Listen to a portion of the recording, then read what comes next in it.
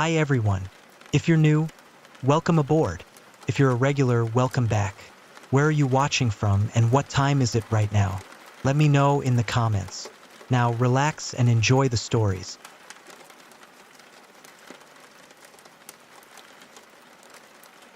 It was early December, and I was enjoying a quiet night at home on my day off, cozy by the fire. The weather outside was brutal, too cold and snowy for my liking. I spent the day knocking out some chores around the house, but overall, it was a pretty laid-back day.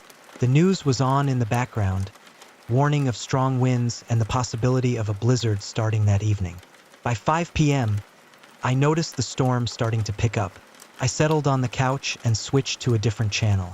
Around 7, the wind outside became much stronger, slamming against the house. The sound was chilling, almost like the blizzard was already here. I stood up and walked over to the window that faced the backyard to get a better look. At first, all I could see was snow swirling down, barely any visibility. But then, I noticed something else. A figure was walking through my backyard. My yard is pretty large and open, with no fence, so it wouldn't have been that odd for someone to be out there. But with the storm raging outside, it was strange that anyone would be walking so calmly. The person moved at a normal pace, heading toward the far end of the yard, where the snow and darkness soon obscured them from view. I stood by the window, trying to catch one last glimpse to understand what they were doing, but the snow made it impossible to see more. I felt uneasy for them, but also couldn't figure out why they'd be out there in those conditions. The far end of my yard led to a road, but it didn't go anywhere for miles, and there was no way to travel that far on foot, especially in this weather. I walked back to the couch, but my mind kept going back to the figure outside. 5 minutes later, there was a knock at the door. I went over, cracked it open, and found a man standing there in a heavy winter coat. His nose was bright red, and his face was ghostly white, like he had been exposed to the cold for an extended period. I couldn't say for sure if it was the same person I'd seen in the yard, but I had a strong feeling it was. "How can I help you?" I asked. The man gave me a small, shaky smile and, through chattering teeth, told me he was waiting for a ride to pick him up. He asked if he could come inside and stay warm for a few minutes until his ride arrived. I took a moment to respond because I actually considered it given the state of the weather. It's easy to say that under no circumstance would you let a random man inside your house, but when they're practically freezing to death on your doorstep and asking for your help, the answer on what to do isn't as black and white. I told him he could wait on my porch, which had an overhang that blocked the snow, and offered to give him an old jacket of mine if he needed it. The man didn't look too happy, but just nodded and went off to the side and sat on the chair I had out there. I closed and locked the door, then went upstairs to grab my old jacket. It was way too big for me and was in horrible condition, but obviously that shouldn't matter in this kind of scenario. I picked it up and walked downstairs, about to unlock the door and open it, but something stopped me just a moment before.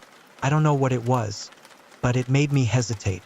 I leaned over and looked through the peephole. The man was now standing right up against the door with his hand on the handle, like he was preparing to push it open as soon as I unlocked it. I felt my heart rate increasing as I took a couple steps back and quietly pulled my phone out to dial 911. As I whispered into the phone, I just stared at the door with wide eyes, knowing what was waiting for me on the other side. Once the police said they were on their way, I slowly crept over and looked out again.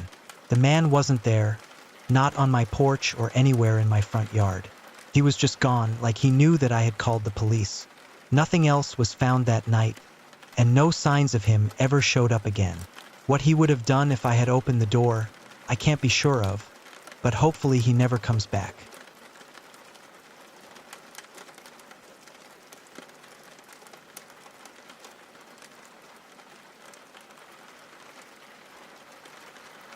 I'll never forget that unsettling evening. The sun had barely dipped below the horizon, splashing the sky with hues of purple and orange. Yet out on the farm, the light was already slipping away quickly. Dusk falls fast when you're surrounded by nothing but open fields and a few trees in the distance. It's during moments like that when everything feels just a little too still, a little too silent. I'd spent the afternoon working on the tractor, trying to get the old machine to run right again. It wasn't uncommon for me to stay late fixing equipment, but something about the air that evening felt different. It was heavy, thick, almost as if the calm was holding its breath before a storm. And I wasn't the only one who noticed it. The cows were acting strange, pacing at the edges of the pasture, heads low, snorting and huffing. They're usually calm, so seeing them so agitated made my nerves jump. I tried to tell myself they were just restless, maybe bothered by a coyote or some other animal wandering too close. But deep inside, there was an uneasy feeling I couldn't shake. I wiped the grease off my hands with a rag and stood up from the tractor hood. That's when I first saw it, or rather them. At the far end of my property, where the field meets the thick tree line, I noticed a figure standing there. From that distance, it was hard to make out who it was. But they weren't moving, just standing perfectly still, staring in my direction. I squinted, wondering if it was one of my neighbors, but something felt off. The way they stood, so rigid, it didn't seem natural. I glanced around, searching for any sign of a person or a vehicle that could have brought them here. But there was nothing, just that figure, growing more shadowed as the light continued to fade. My first instinct was to yell to ask if they needed help, but the words got stuck in my throat. Something told me not to. Instead, I stood there, staring, trying to make sense of it. The air felt heavier now. The cows had gathered near the fence, their snorts turning into nervous, low moos.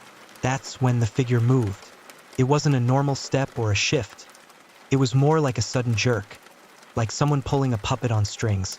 They moved closer, just a small shift, but it was enough to send chills down my spine. Every alarm in my body screamed at once. I stepped back, still keeping my eyes on them as I started toward the barn. If this was some elaborate prank, it was a hell of a good one. I wasn't about to let some stranger sneak up on me in the middle of my own field. By the time I reached the barn door, the figure had taken another step forward, and then another, but they weren't walking like a normal person would. It was more like they were gliding. With each step, they got closer, but their movements were so stiff, like their legs weren't bending. My hands fumbled for the latch on the barn door, my breath coming quicker as I yanked it open and slipped inside. I didn't even realize I'd been holding my breath until I slammed the door shut and leaned against it, listening for any sound outside.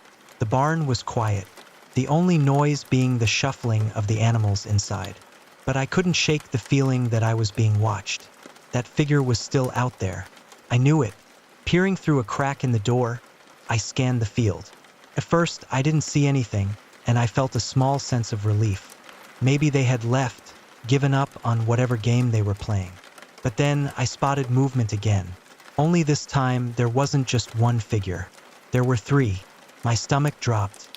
All three stood in the same place near the tree line. Their heads tilted slightly in unison like they were watching me. None of them moved, but the sense of dread was overwhelming. I wasn't sure if they could see me peeking through the barn door, but I didn't want to find out. I stepped back, my heart racing in my chest. What the hell was going on? This wasn't normal. I'd lived out here for years and never seen anything like this. No one would be stupid enough to play a joke like this in the middle of nowhere.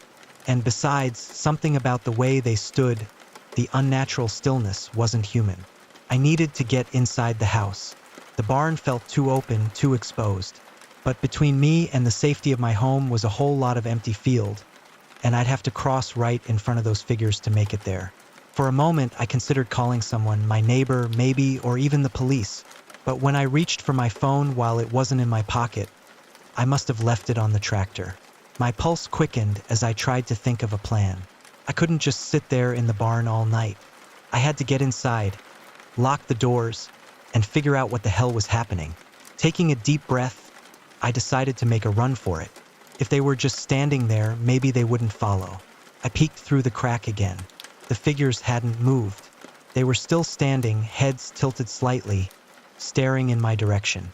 On the count of 3, I threw the barn door open and sprinted toward the house, my boots pounding against the dirt. I didn't dare look back. The whole time, I expected to hear footsteps behind me or worse, see one of them suddenly appear in front of me.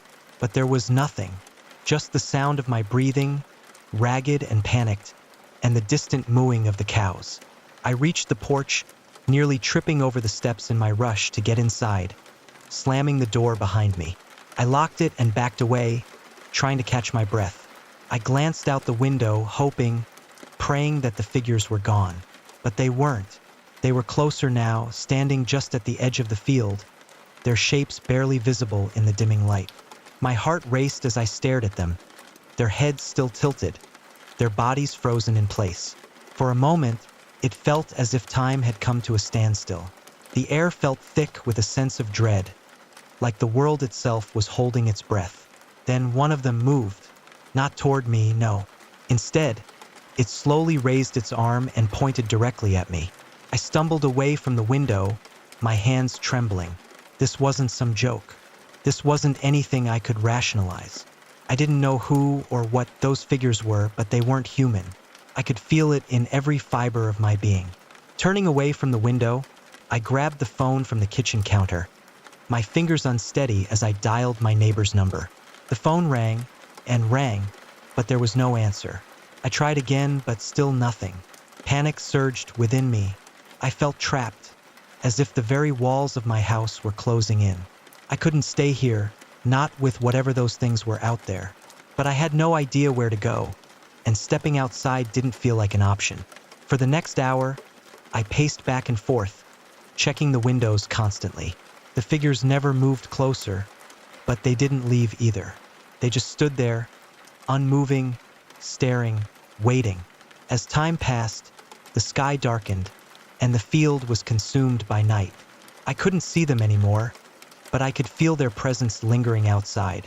I stayed awake all night, terrified to sleep, my eyes locked on the window. When the first light of dawn finally broke over the horizon, I exhaled in relief. The figures were gone. But even as I sit here writing this, I can't shake the feeling that they're still out there, hiding in the shadows, watching, waiting. And I can't help but wonder, what were they? What did they want? And, most haunting of all, will they return?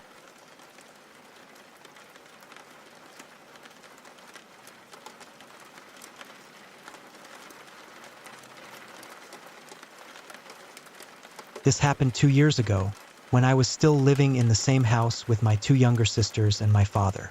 We lived in a neighborhood that wasn't exactly dangerous, but it wasn't the safest either. I can remember when I was around 5, some neighbors got arrested for selling drugs. But this story isn't about them. In the summer of 2018, my sisters and I would stay up late into the night, sometimes not going to bed until the sun was already up. I was 17, and my sisters were 15 and 13. My dad, on the other hand, went to bed early because, well, he was the responsible adult. To give you a better idea of what our house was like, it was a one-story with 4 doors in the front. 3 of them opened into the living room, and 1 led to my bedroom. Our backyard fence had been knocked down by a storm not long before, so there were 2 doors in the back. 1 opened to the kitchen and the other to my dad's room. One night, around 12:30 a.m., I was doing my usual thing. I was listening to scary stories on my phone while drawing on my iPad. I didn't use earbuds because I've always been paranoid that something might happen if I couldn't hear my surroundings. My sisters, who shared a room down the hall from mine, were doing whatever they did at night, and it didn't really concern me. My dad was fast asleep in his room. Now, I don't know about you, but whenever I'm listening to scary stories, I get super on edge. I'm hyper aware of everything around me. So you can imagine how much I jumped when I heard a sharp, heavy knock on our front door. For loud thuds echoed through the house, and I could hear the front door shake with each forceful knock. I held my breath, hoping I had just imagined it. I really didn't want to think someone was actually at our front door. At that moment, my middle sister, Jen, came rushing into my room, trying to move quietly. She looked at me, her eyes wide with fear. "You heard that too, right?" Her voice trembled as she spoke. I swallowed hard and nodded, my heart pounding. "We need to wake Dad up," I said, heading toward my father's bedroom. Jen followed closely behind me. On our way down the hall to our dad's room, my youngest sister, Ness, peeked her head out of her room. She looked just as scared as we felt. I opened my dad's door and gently shook him awake, feeling a slight tremble in my hands. One of my worst fears is someone breaking into our house. Dad, someone's at the front door, I said, feeling sick to my stomach as I spoke. What? My dad groaned, groggy and clearly irritated that we had woken him.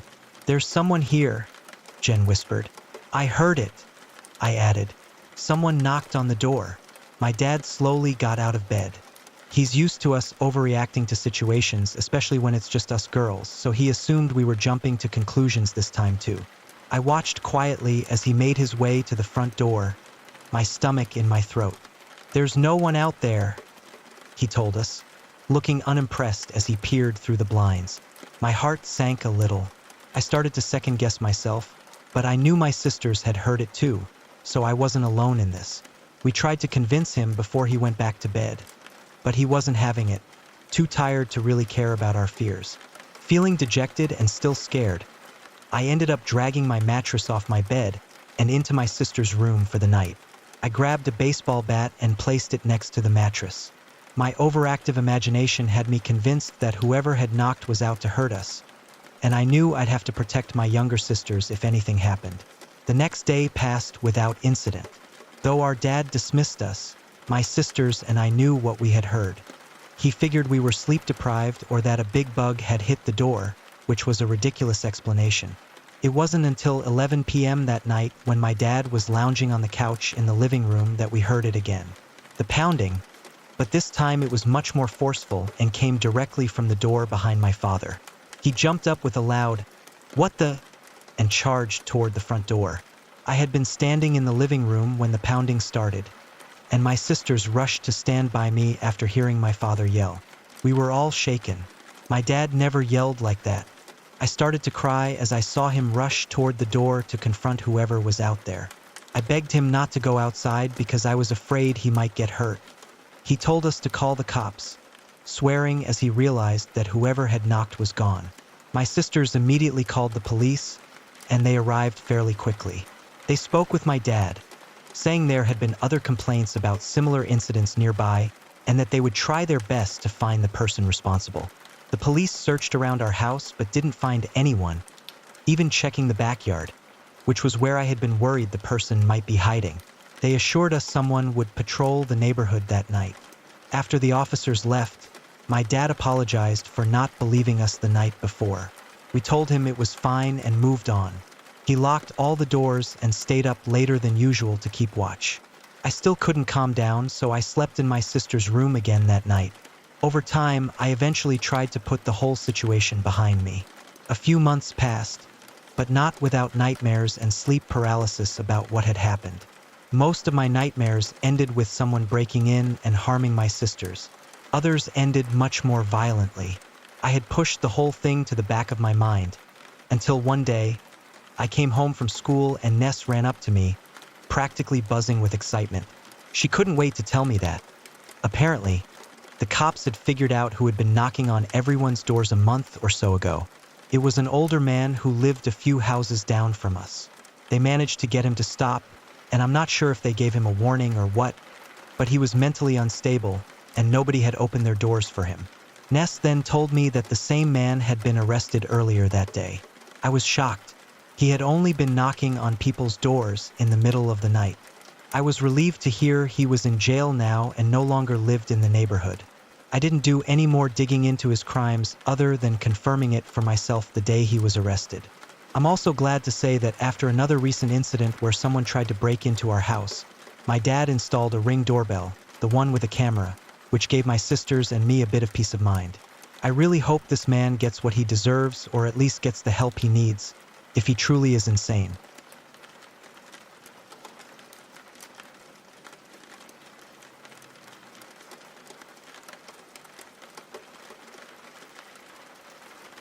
The cabin was supposed to be an escape, a weekend retreat away from the noise, the crowds, and the constant reminders of a life I was struggling to leave behind. My uncle had left it to me in his will, a small, forgotten place deep in the woods, untouched for years. It seemed like the perfect place to disappear for a while. It took 3 hours to drive there, the last 30 minutes on a winding dirt road that seemed to stretch endlessly into the trees. By the time I arrived, dusk had settled, turning the towering pines into looming shadows. The air was thick with the scent of damp earth and pine needles. It was peaceful, isolated, too isolated. The cabin was smaller than I expected. A single-room structure with a stone fireplace, a narrow bed, and a small kitchen area. Dust coated every surface, and cobwebs clung to the corners like forgotten memories. I spent the first hour cleaning, airing out the space, making it livable again. By the time I was done, night had fully fallen, and the world outside the cabin was swallowed by darkness. Then the noises started. At first, I thought it was just the wind rustling through the trees. But as I sat by the fire, nursing a mug of lukewarm coffee, I realized it wasn't the wind at all. It was footsteps, slow, deliberate, circling the cabin. I set my mug down, every nerve in my body suddenly on edge. I told myself it was an animal, a deer or maybe a fox scavenging for food. But deep down, I knew better. The steps were too heavy, too human. I reached for my phone, but of course, there was no signal. The only way out was the road I had driven in on, and that road was now nothing but an unlit stretch of wilderness. The footsteps stopped. The silence was worse. I strained to hear anything. Breathing, movement, a branch breaking underfoot. Nothing. Just the crackling fire and the oppressive quiet pressing in from the outside. I forced myself to move, stepping cautiously toward the window. The forest beyond was pitch black, the trees standing like silent sentinels. I saw nothing, but that didn't mean no one was there. Then the knocking came. 3 sharp raps on the front door. I froze. Every instinct screamed at me to ignore it, to stay silent, to pretend I wasn't there. But then it came again. Knock, knock, knock. I swallowed hard, forcing my voice to remain steady. Who's there? No answer. Another knock, louder this time. I grabbed the rusted fire poker from beside the hearth and edged toward the door.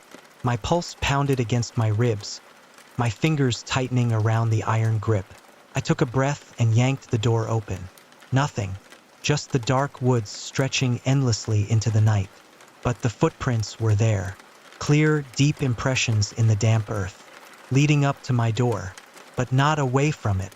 Something had come to my cabin, and it hadn't left. I slammed the door and bolted it shut. The fire cast flickering shadows on the walls, making the small space feel even smaller. I pressed my back against the door, listening for any sign of movement outside. Then, just as I let myself exhale, I heard it, a whisper, right outside the window. Low, drawn out, said my name. I didn't sleep that night. I sat in the corner, fire poker clutched in my hands, watching the window, watching the door, waiting. At some point, the fire burned out. Dawn came sluggishly, creeping over the horizon and pushing back the darkness.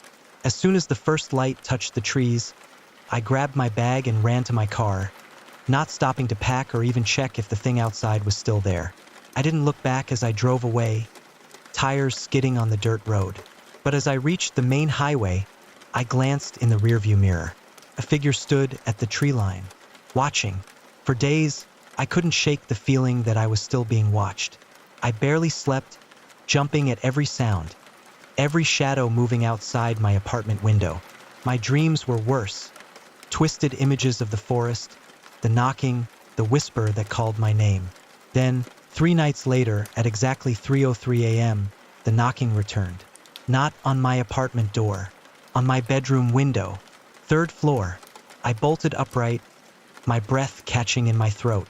My hands trembled as I reached for my phone. No signal. A creeping horror curled in my gut as the knocks came again. Knock, knock, knock. I forced myself to look. The blinds were drawn, but against the pale glow of the street lamp outside, I saw it. A shadow. A tall, unmoving figure pressed against the glass. A whisper slipped through the cracks of the window. You left the cabin, but I found you. The knocking grew louder, insistent. I scrambled out of bed, my mind racing. I didn't think. I grabbed my keys and ran. I didn't stop, not as I tore down the stairs, not as I flung open my car door and peeled out of the parking lot. I drove. I didn't know where I was going, only that I had to keep moving, had to put as much distance as possible between me and whatever had followed me home. But as I sped down the highway, my heart pounding in my chest, a realization clawed its way into my mind. I had looked in the rearview mirror again, and I wasn't alone in the car.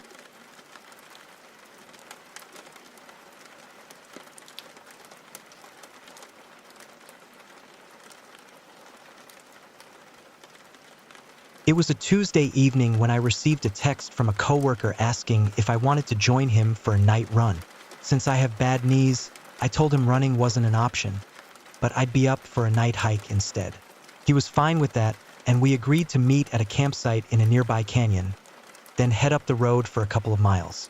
Around 11:30, we both arrived at the campsite, each with a flashlight and a water bottle. The sky was clear, so we decided to walk under the moonlight. About 20 minutes into the hike, we started hearing rustling noises coming from the bushes beside us. We brushed it off, assuming it was just a skunk or a stray dog. We started joking that neither of us was scared, and continued on our way. As we walked, a truck passed us with its high beams on, blinding us temporarily. My coworker then told me he needed to use the restroom, so he headed to the next campground. I heard some more rustling followed by a splash in the stream and more rustling after that. Then my coworker came running back, looking terrified, his face as white as a ghost. I was spooked because he's in the army, so I knew if he was that scared, something serious must have been happening. We started running back, but my knee felt like it was about to give out. Suddenly, I heard the sound of a handgun slide racking, followed by a whisper, "Just in case." My coworker half carried me as we made our way back, and I pulled out my flashlight to shine towards the bushes and the stream. That's when I saw him. A massive, naked man squatting in the stream with the widest grin I'd ever seen, growling like a dog. He then spoke one word in a low, menacing voice. "Run." We dropped our packs and sprinted as fast as we could toward the cars. As soon as I saw the red of my truck, I hit the unlock button on my key fob, and we hopped in, tearing off down the road. I figured the man was either mentally ill or some kind of junkie. Once we had cell service, we called the police. They met us at a grocery store parking lot and asked us to lead them back to the spot where we saw the man. When we got there, he was still sitting on top of my coworker's car, staring at us. As the cops approached, he growled at them, and they tackled him and cuffed him. One officer turned on the patrol car's light, and the man just smiled at us with that same wide grin. As they pulled away, he yelled from the crack in the open window, "Not fast enough." Neither of us has gone out alone after dark since, and we never found out what happened to that guy.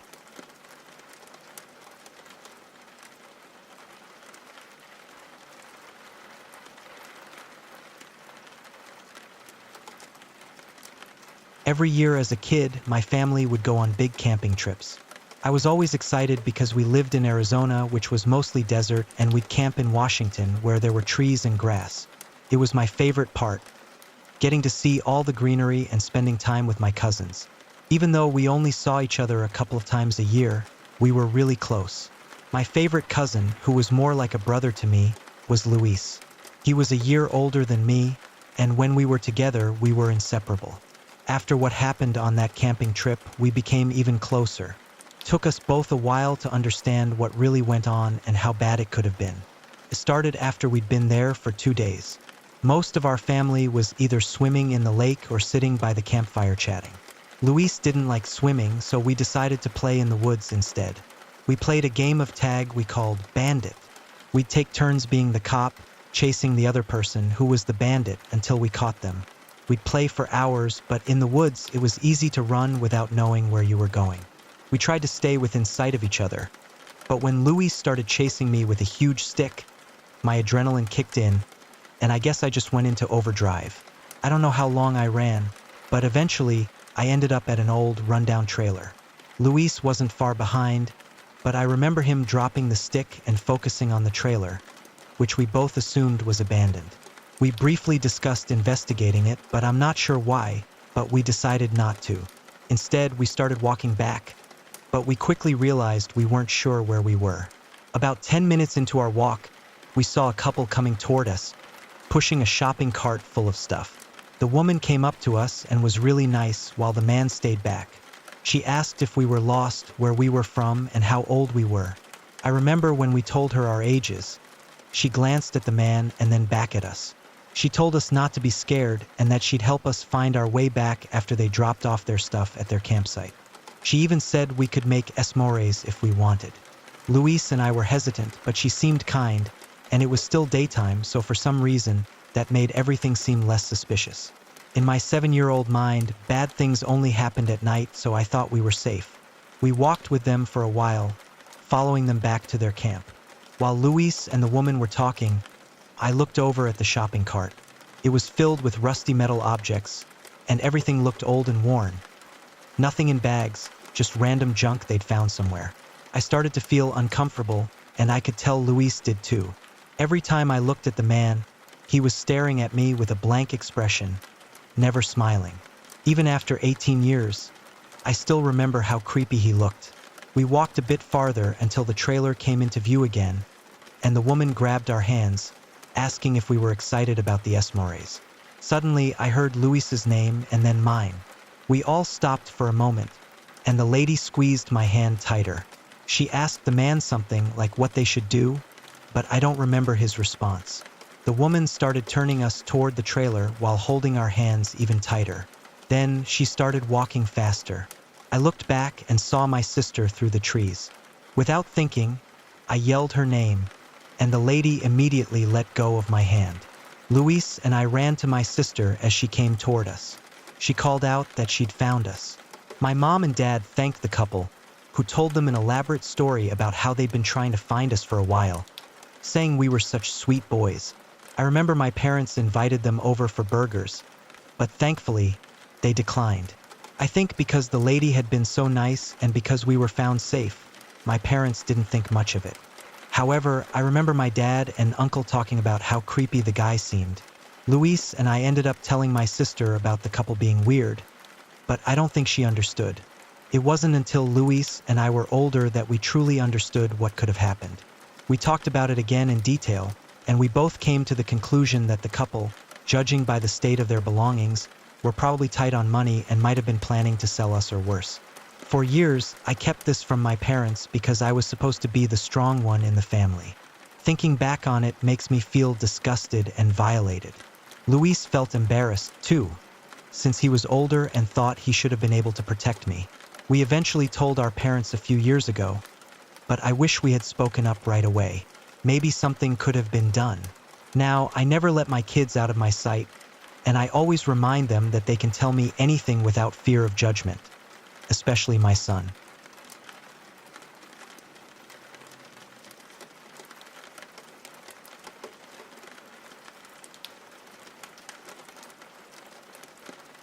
I was homeless for a few years after I turned 18. Being homeless leaves you with a constant sense of anxiety and a persistent sliver of fear buried within you. You never know what to expect. The biggest struggle I faced was sleeping. I managed to earn enough from side jobs to cover food and clothes, but finding a safe place to sleep was always a challenge. You always had to be on alert, trying not to get detected. Sleeping in the woods wasn't ideal, but the chances of a cop finding you and giving you a trespassing charge were slim.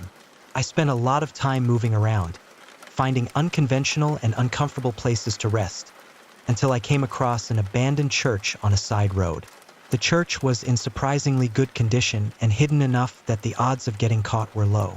The pews had been torn out, and the stained glass windows were clouded with dirt, but it had a roof, walls, and wasn't overrun by animals. It felt like a safe haven. I brought a sleeping bag and some blankets, and for about a week, I slept there while trying to save enough money for an apartment. One evening, after a long day of work, I returned to the church, settled into my sleeping bag, and was just about to fall asleep when I heard it. The unmistakable sound of a piano, 2 keys being hit repeatedly. My heart immediately raced, and I grabbed the knife I always kept on me.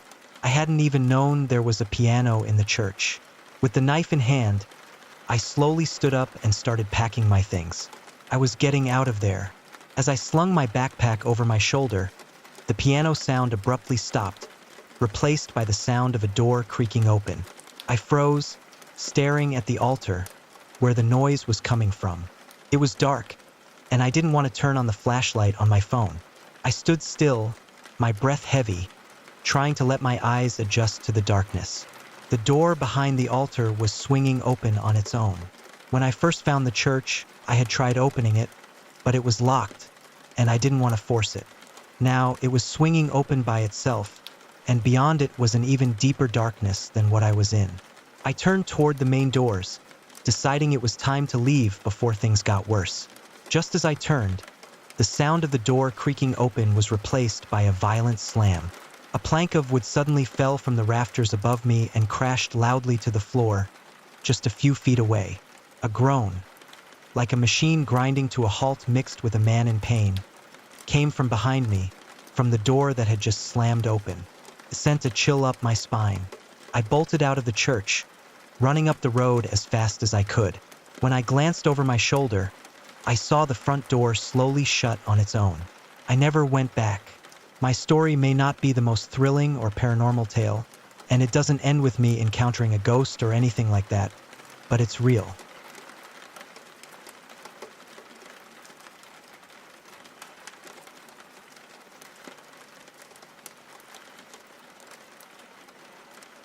The buzzing of the flickering fluorescent light above me sounded like an irritated insect, casting an unsettling light over the otherwise deserted hallways. It seemed like just another uneventful night at the Oak Ridge office complex, or so I believed. I had no idea that, in just a few short hours, I would be fighting for my survival in a place I had once thought to be secure and uneventful. I'm Carlos, the night janitor here at Oak Ridge, and I've been doing this job for 5 years. It's not glamorous, but it pays the bills, and it gives me time to work on my writing during the quiet nights. I know this building like the back of my hand. Everything from the CEO's sleek corner office on the top floor to the musty storage rooms deep in the basement. But that night, even my familiarity with the place wouldn't be enough to protect me. It began like any other shift. I arrived at 10 p.m., just as the last of the office workers were heading out to their cars. I nodded at Marjorie from accounting as she passed, her arms full of files she was likely taking home to finish. She offered me a tired smile in return. "Another late night, Marjorie?"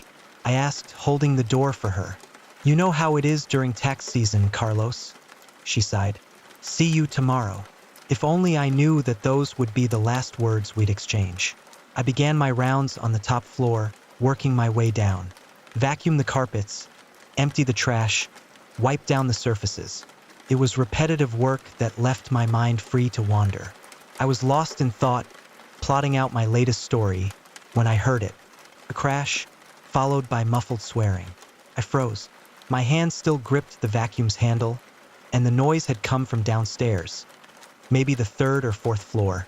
I initially thought it was Marjorie, maybe returning for something she'd forgotten, but she didn't curse like that. Slowly, I moved towards the stairwell. The emergency lights cast long shadows as I descended, my heart racing with every step. When I reached the fourth floor landing, I heard voices. Low, hurried whispers that definitely weren't from anyone who should be here at this hour. I cracked the door open just enough to peer into the darkened office space. What I saw sent a chill through my veins. 3 men, all dressed in black, were carefully going through the desks and filing cabinets. They moved with clear intent, searching for something. One of them held a small flashlight, its beam flickering as it scanned the room. Intruders, thieves, and here I was all alone in the building with them. I silently let the door close behind me, my mind racing. I needed to call the police, but my phone was locked away in the basement. The landlines on this floor wouldn't work. The system automatically shut off after hours to prevent misuse. I had to get to the security office on the ground floor. It had a separate phone line and direct access to the police. As quietly as I could, I started down the stairs. I had just reached the 3rd floor when I heard the stairwell door above me open. They were coming down. Panic surged through me. I yanked open the 3rd floor door and ducked inside, praying they hadn't seen me. I could hear their footsteps echoing in the stairwell as they descended. "Check this floor." I heard one of them say, "We need to find those files." My heart was pounding so hard I was sure they'd hear it. I looked around frantically for a place to hide. The open office layout left few options, but then I spotted it. The supply closet. I darted across the room, wincing at every footfall that seemed to echo in the silence. I had just closed the closet door behind me when I heard them enter the floor, pressed against the back wall of the closet, surrounded by the smell of cleaning products and paper. I tried to steady my breathing. Through the slats in the door, I could see flashlight beams sweeping across the office. Nothing here. One of them growled after what felt like an eternity. Let's try the next floor. I waited until I couldn't hear their footsteps anymore before allowing myself to breathe normally. But I knew I couldn't stay here. I had to get to that security office. Easing the closet door open, I peered out into the darkness. The floor seemed empty. I crept towards the stairwell, every nerve on high alert. I had just reached the stairs when I heard a shout from above. Hey, there's someone down there. They'd seen me, I ran. Taking the stairs 2 at a time, I flew down towards the ground floor. I could hear them behind me, their heavy footfalls echoing off the concrete walls. I burst out of the stairwell and into the main lobby. The security office was just across the atrium. I was halfway there when a figure stepped out in front of me. I skidded to a stop, nearly falling in my haste to change direction. The man lunged for me, but years of maneuvering around office furniture with my cleaning cart had made me nimble. I ducked under his grasp and sprinted for the elevators. I jabbed the call button repeatedly, knowing it was useless. The elevators were shut down for the night, but next to the elevators was a door marked maintenance. Beyond it, a ladder that led to the roof. I yanked the door open and started climbing, my arms burning with the effort. Above me, I could hear the maintenance door slam open again. They were following me up. I reached the roof access hatch and pushed it open, gulping in the cool night air as I pulled myself up onto the gravel-covered roof. Stars twinkled overhead. Oblivious to the drama unfolding below them, I ran to the edge of the roof looking for a way down. There was none. I was trapped. The hatch banged open behind me. I turned to see the 3 men climbing onto the roof, their faces twisted with anger and exertion. Nowhere to run now. One of them sneered, advancing towards me. I backed up until I felt the low wall at the edge of the roof against my legs. Look, I said, trying to keep my voice steady. I don't know who you are or what you want, but I won't say anything. Just let me go. The man in the lead, a tall, broad-shouldered figure with a scar running down his cheek, laughed. Sorry, pal. Can't take that risk. He lunged at me. In that moment, time seemed to slow down. I saw his hand reaching for me, saw the malice in his eyes, and I made a decision. I vaulted over the low wall. For a heart-stopping moment, I was in free fall.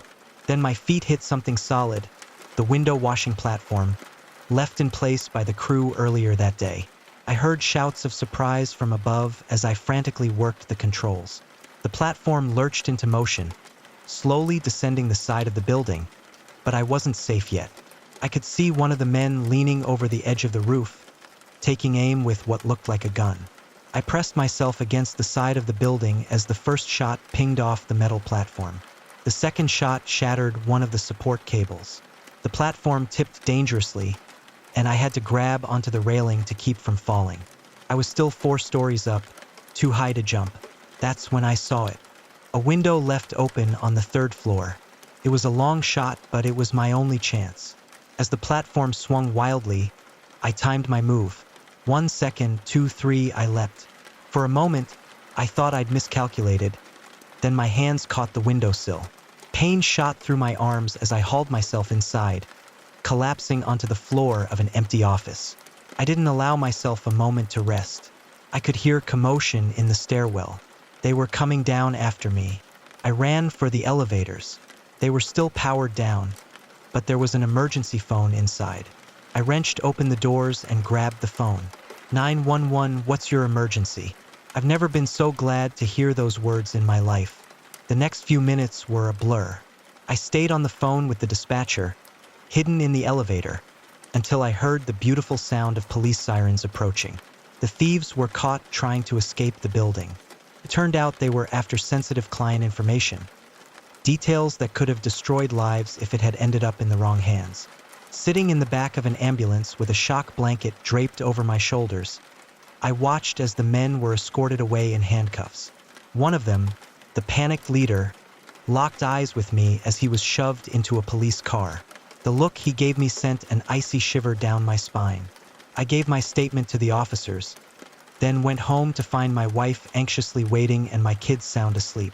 As I wrapped my arms around them, I realized just how close I had come to never seeing them again. I don't work nights anymore. The company offered me a day shift with better pay, partly out of gratitude, and partly out of guilt for the inadequate security that had put me in harm's way. Now, when I leave the office in the evening and see the night janitor starting his shift, I feel a strange mix of emotions. Fear, sympathy. I'm not sure what to call it. I want to warn him, to tell him to stay vigilant, to always be cautious. But I don't. I just nod, offer a smile, and hope that his nights will be quieter than mine. And as I drive home, I find myself grateful for the mundane, for the ordinary, because now I understand how swiftly everything can change, how fragile the line is between routine and horror. And I never, ever take a peaceful night for granted anymore.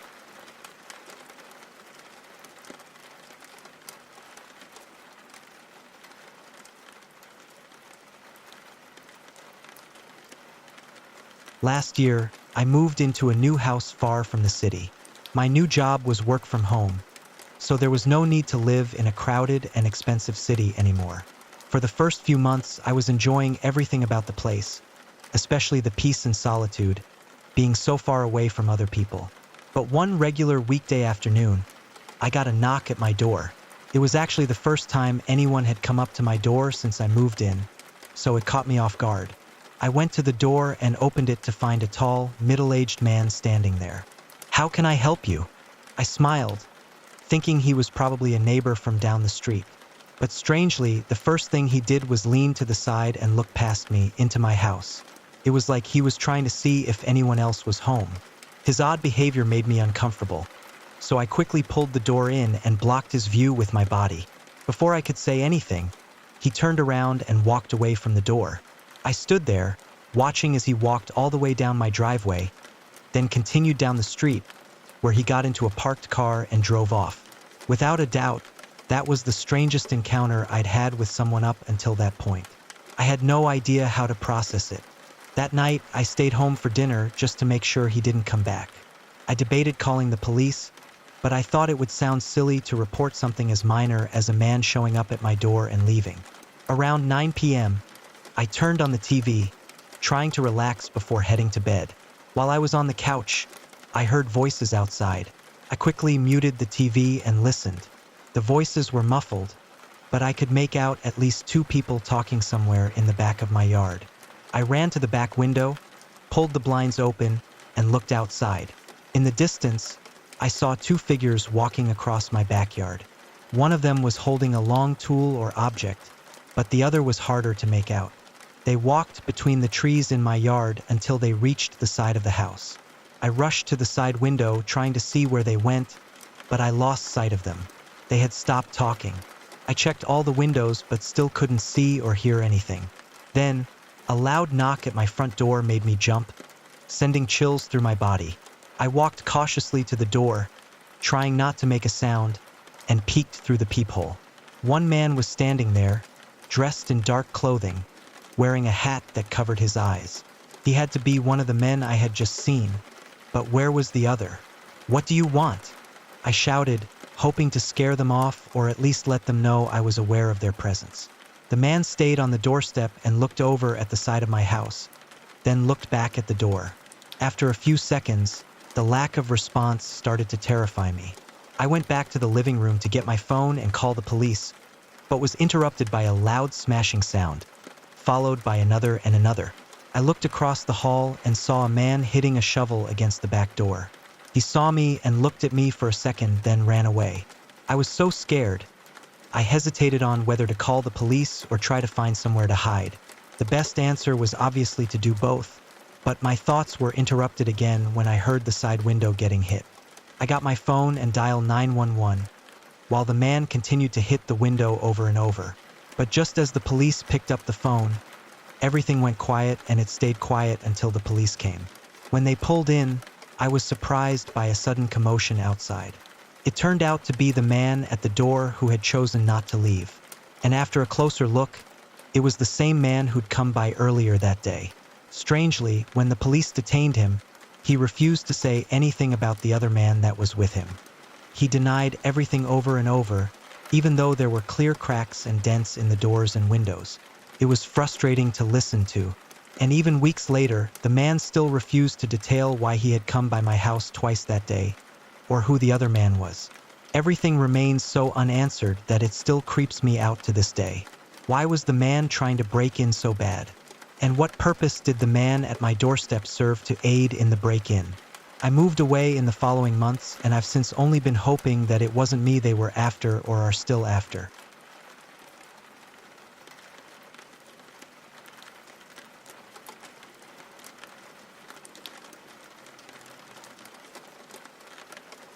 When I was a kid, my family moved from our home in upstate New York all the way down to North Carolina because of my dad's job. It was a tough time for me, having to leave behind my school friends and everything I knew to settle in a completely new place. It was unsettling and sad, but none of that compared to what I would experience one day during elementary school. It started out as a normal morning, nothing special or ominous about it. The weather was lousy, so there was no outside recess, which wasn't unusual for fall on the East Coast. But as the afternoon went on, I remember looking out the classroom windows and watching the light drizzle from the morning turn into some of the heaviest wind and rain I had ever seen. At one point, the rain was pounding against the window so hard that our teacher had to raise her voice just to be heard. Not long after, another teacher walked in and went straight to our teacher, whispering something in her ear. Our teacher's eyes went wide, and though we didn't know exactly what was happening, we could all feel this intense tension in the room, like we instinctively knew something was wrong. Class carried on for a little while longer, but our teacher kept glancing out the window. I remember turning to see what she was looking at, and I saw debris flying across the playground outside. Nothing major, just paper and plastic, but I had never seen anything like it before, and it made me really nervous. Then, the intercom crackled to life, telling everyone to take shelter in the hallways immediately. We did as we were told, with our teacher trying her best to keep us calm, even though we could tell she was struggling with her own fears. We filed out into the hallway and were told to sit on the floor. By that point, we could all hear the wind howling outside the building, even though it had thick walls. It was terrifying just hearing it. The louder it got, the more frightened we became. But our teachers kept reassuring us that it was just bad weather and we'd be safe in the hallways. Things seemed to settle for a little while, but our classroom was right next to the library. At one point, just as the tension was at its peak, we heard a huge crash from behind the double doors leading to the library. It was so loud and sudden that all the kids screamed. Then came the howling wind, echoing down the hall. It sounded like a massive force had crashed through the library's glass and was wreaking havoc, knocking things over as it went. It was terrifying. Some of the other kids were inconsolable at that point as the screams turned into sobs and wails that the teachers tried and failed to calm. It was like a rolling choir of fear and misery, with almost every second kid just either quietly sobbing or openly wailing. I admit to crying myself, but it was only upon hearing another kid saying to a teacher, "I want to go home. I want my mom and dad. I need my mom and dad." That just made me think of my own parents and how this horrible and bizarre event might be affecting them too. That's when I couldn't find it in me to be brave anymore, and I broke down crying as well. We ended up staying in that corridor for hours, way past the time we all should have been filing out of the school for the end of the day. It was actually dark out by the time the howling noises stopped coming from the library, and you can't even imagine the sense of relief that came over us when we were told that our parents would be coming to collect us from school in the next hour or so. I cried again when I saw them near the main entrance, running up and giving them a huge hug. I was just so thankful that they were safe and that whatever was going on outside hadn't gotten them, as I was so terrified that it might. As it turns out, the school had been hit by a tornado. It definitely wasn't the worst kind that could have hit, but as I mentioned, it was bad enough to blow out the windows in the library. Or maybe it was a tree that was felled that somehow managed to smash through the windows. I didn't actually see what exactly caused the damage, but at that age, I wasn't even really sure what a tornado even was. Like, sure, I had heard the word before, but I had never been caught in anything as crazy as that, and neither had most of the other kids by the way they reacted.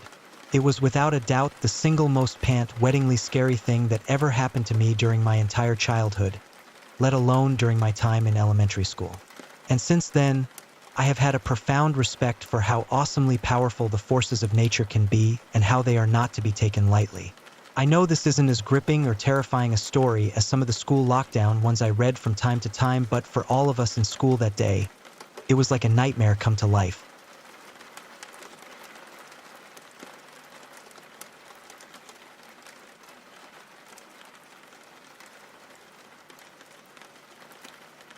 It was 2004, and I was 19 when my friend B was renting the upstairs bedroom of a house known around town as the Murder House.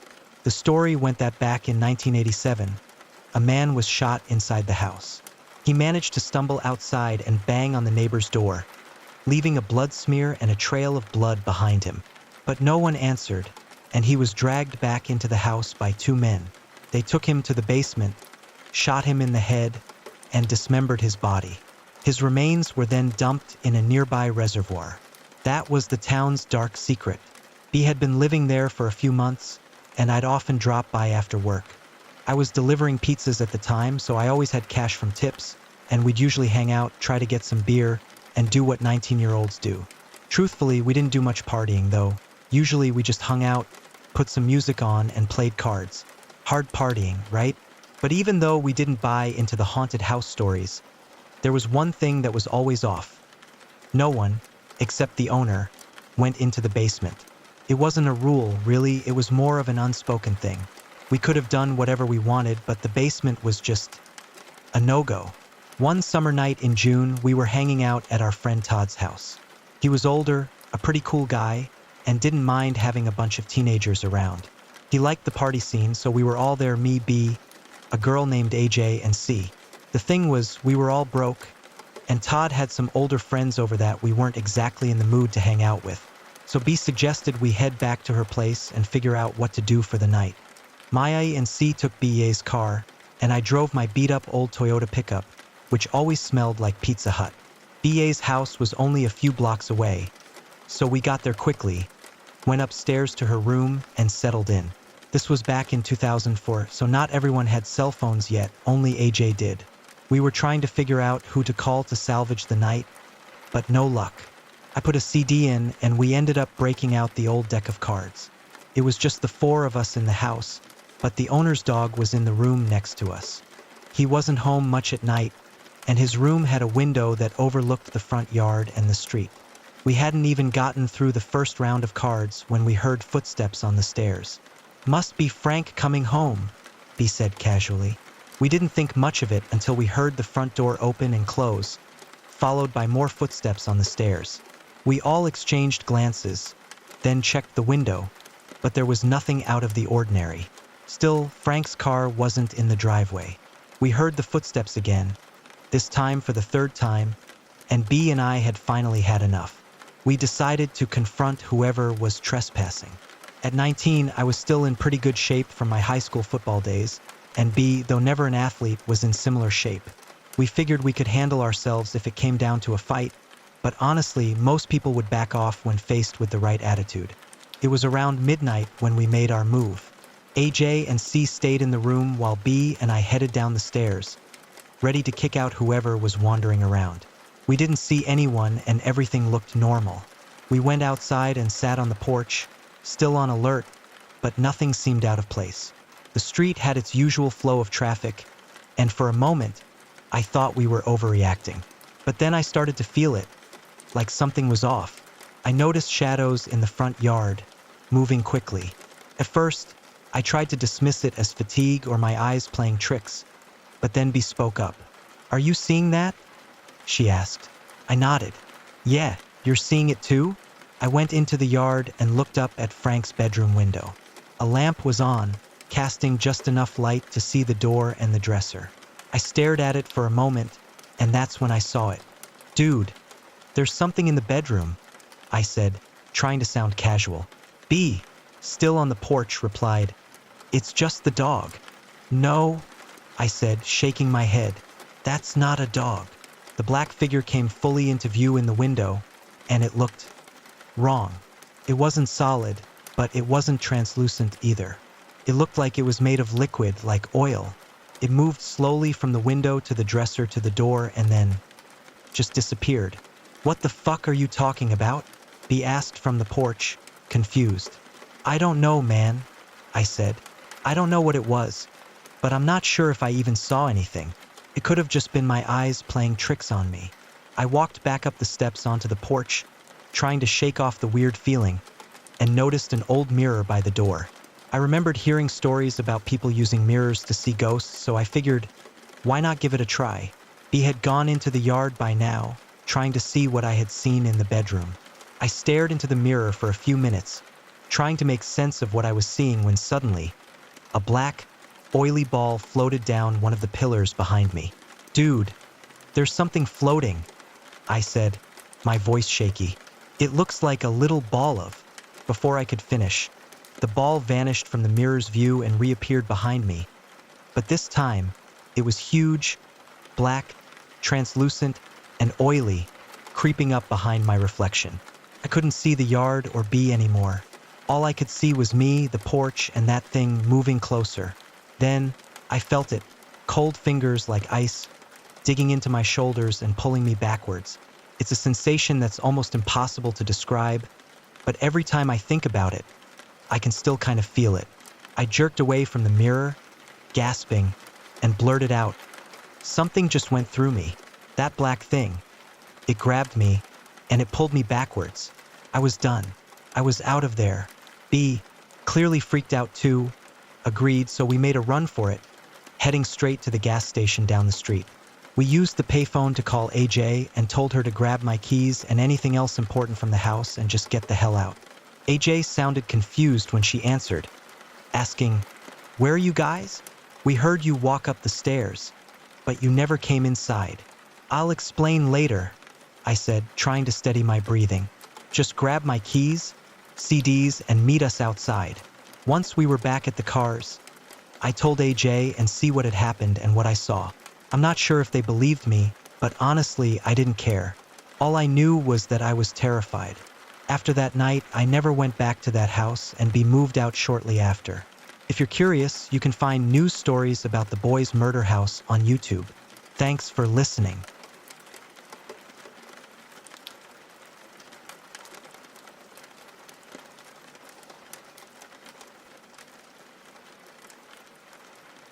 A single flat tire on a deserted back road. That's all it took for our world to turn upside down, for the line between reality and nightmare to blur beyond recognition. We thought we were just unlucky travelers. We had no idea we were about to become pawns in a game as old as the hills themselves. My wife, Sarah, and I were on our way back from a weekend getaway. We'd spent 2 blissful days at a quaint bed and breakfast, reconnecting and escaping the stress of our daily lives. As we drove home, the sun dipping below the horizon, we were relaxed and happy, already planning our next trip. That's when we heard it, the unmistakable thump thump thump of a flat tire. I pulled over onto the narrow shoulder, the tall grass brushing against the side of our car. We were miles from the nearest town, on a winding back road we'd taken as a scenic route home. "It's okay," I reassured Sarah, getting out to assess the damage.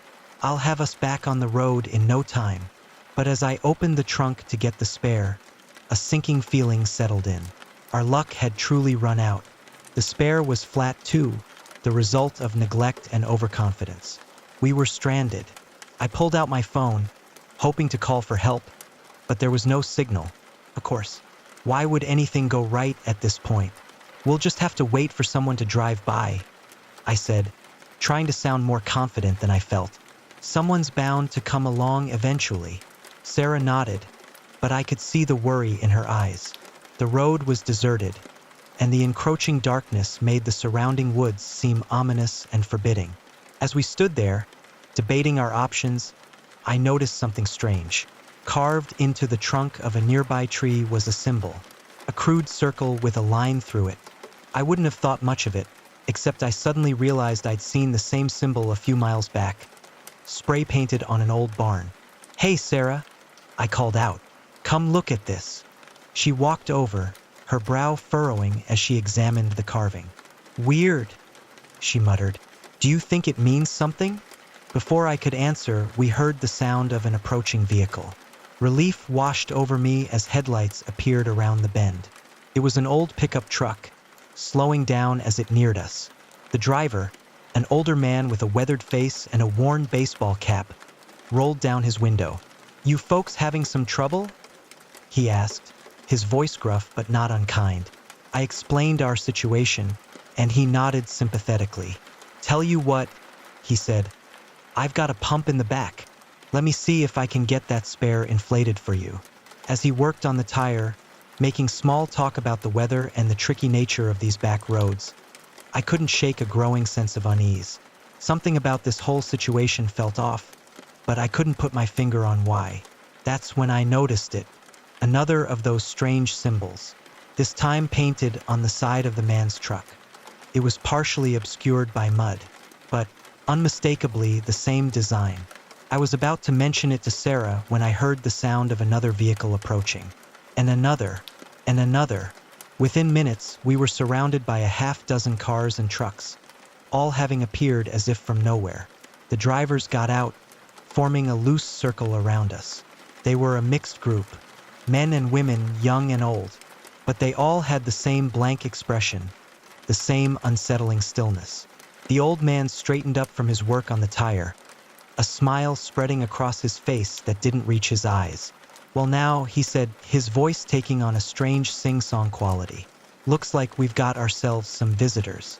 Sarah grabbed my arm, her fingers digging into my skin.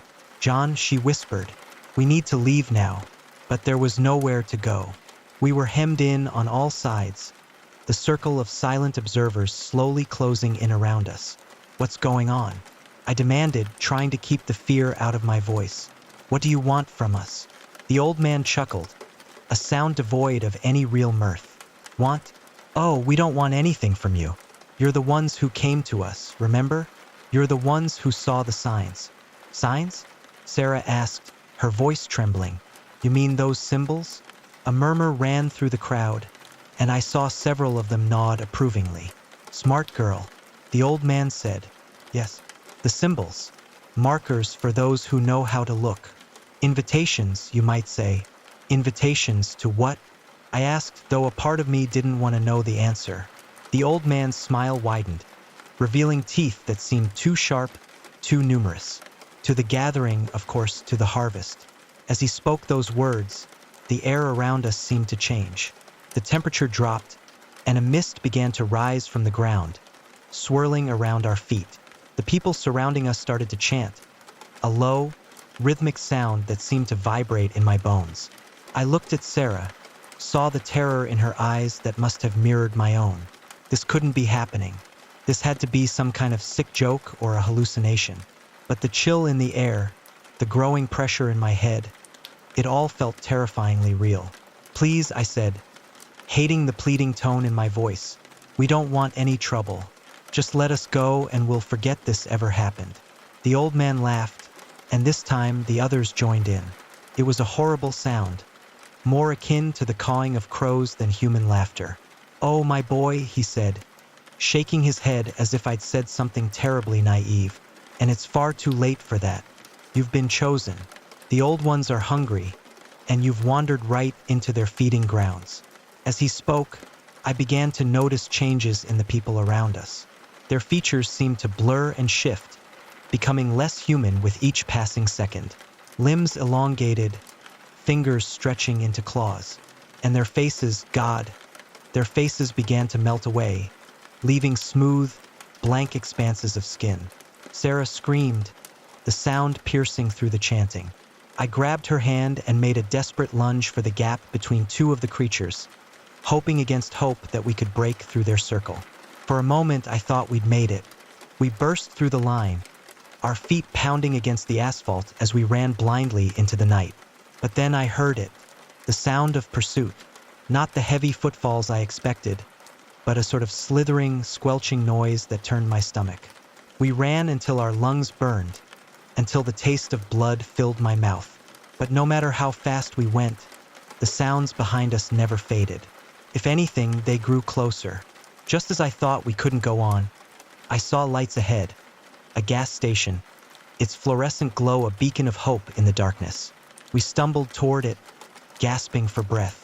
As we burst into the harsh light of the parking lot, I risked a glance behind us. What I saw nearly stopped my heart. The road behind us was empty. No pursuers, no monstrous creatures. Just an empty stretch of asphalt disappearing into the darkness. The attendant looked up as we crashed through the door, his eyes widening at our disheveled appearance. "You folks okay?" he asked, already reaching for the phone. I opened my mouth to explain, to pour out the insane story of what had just happened. But as I met Sarah's eyes, I saw the same realization dawning there that I felt. Who would believe us? We'd sound crazy, possibly drunk or high. "Flat tire," Sarah managed to gasp out. "Had to run to find help." The attendant nodded sympathetically, buying our story without question. As he called a tow truck for us, I sank into a chair, my mind reeling. What had we just experienced? Was it real, or some shared delusion brought on by stress in the isolation of that dark road? But as I sat there, I felt something in my pocket, something that hadn't been there before. With trembling fingers, I pulled it out. It was a small wooden disc, and carved into its surface was that same symbol, a circle with a line through it. I quickly shoved it back into my pocket, my blood running cold, because I knew then that it had all been real. And I knew that somewhere out there, in the darkness beyond the lights of civilization, they were waiting for the next unwary travelers to see their signs, to stumble into their trap. We never drove down back roads again after that night. We stuck to well-lit highways, always making sure our spare tire was in good condition. But sometimes, on dark nights when the wind whispers through the trees, I find myself looking out the window, half expecting to see those blank faces staring back at me. And I wonder how many others have seen those symbols. How many have been invited to the harvest? And most chillingly of all, how long before they decide to bring their ancient, hungry gods to the cities, where the hunting grounds are so much richer? So, if you're ever driving down a lonely road at night, and you see strange symbols carved into trees or painted on old barns, don't slow down. Don't stop to investigate. Just keep driving, and pray that you haven't already been noticed. Because once you've been chosen, once you've been marked for the harvest, there's no escaping the hunger of the old ones.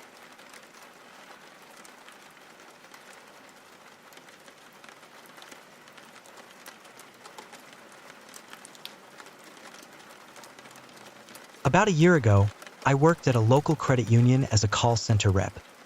My job was pretty straightforward: answer incoming calls, either assist with banking services after verifying the caller's identity or direct them to the right department. Honestly, I wasn't too fond of the job. It quickly became tedious, and more often than I'd like to admit, I'd deal with creeps on the other end of the line. Just for context, being a call center rep, especially for a financial institution, isn't as easy as it sounds.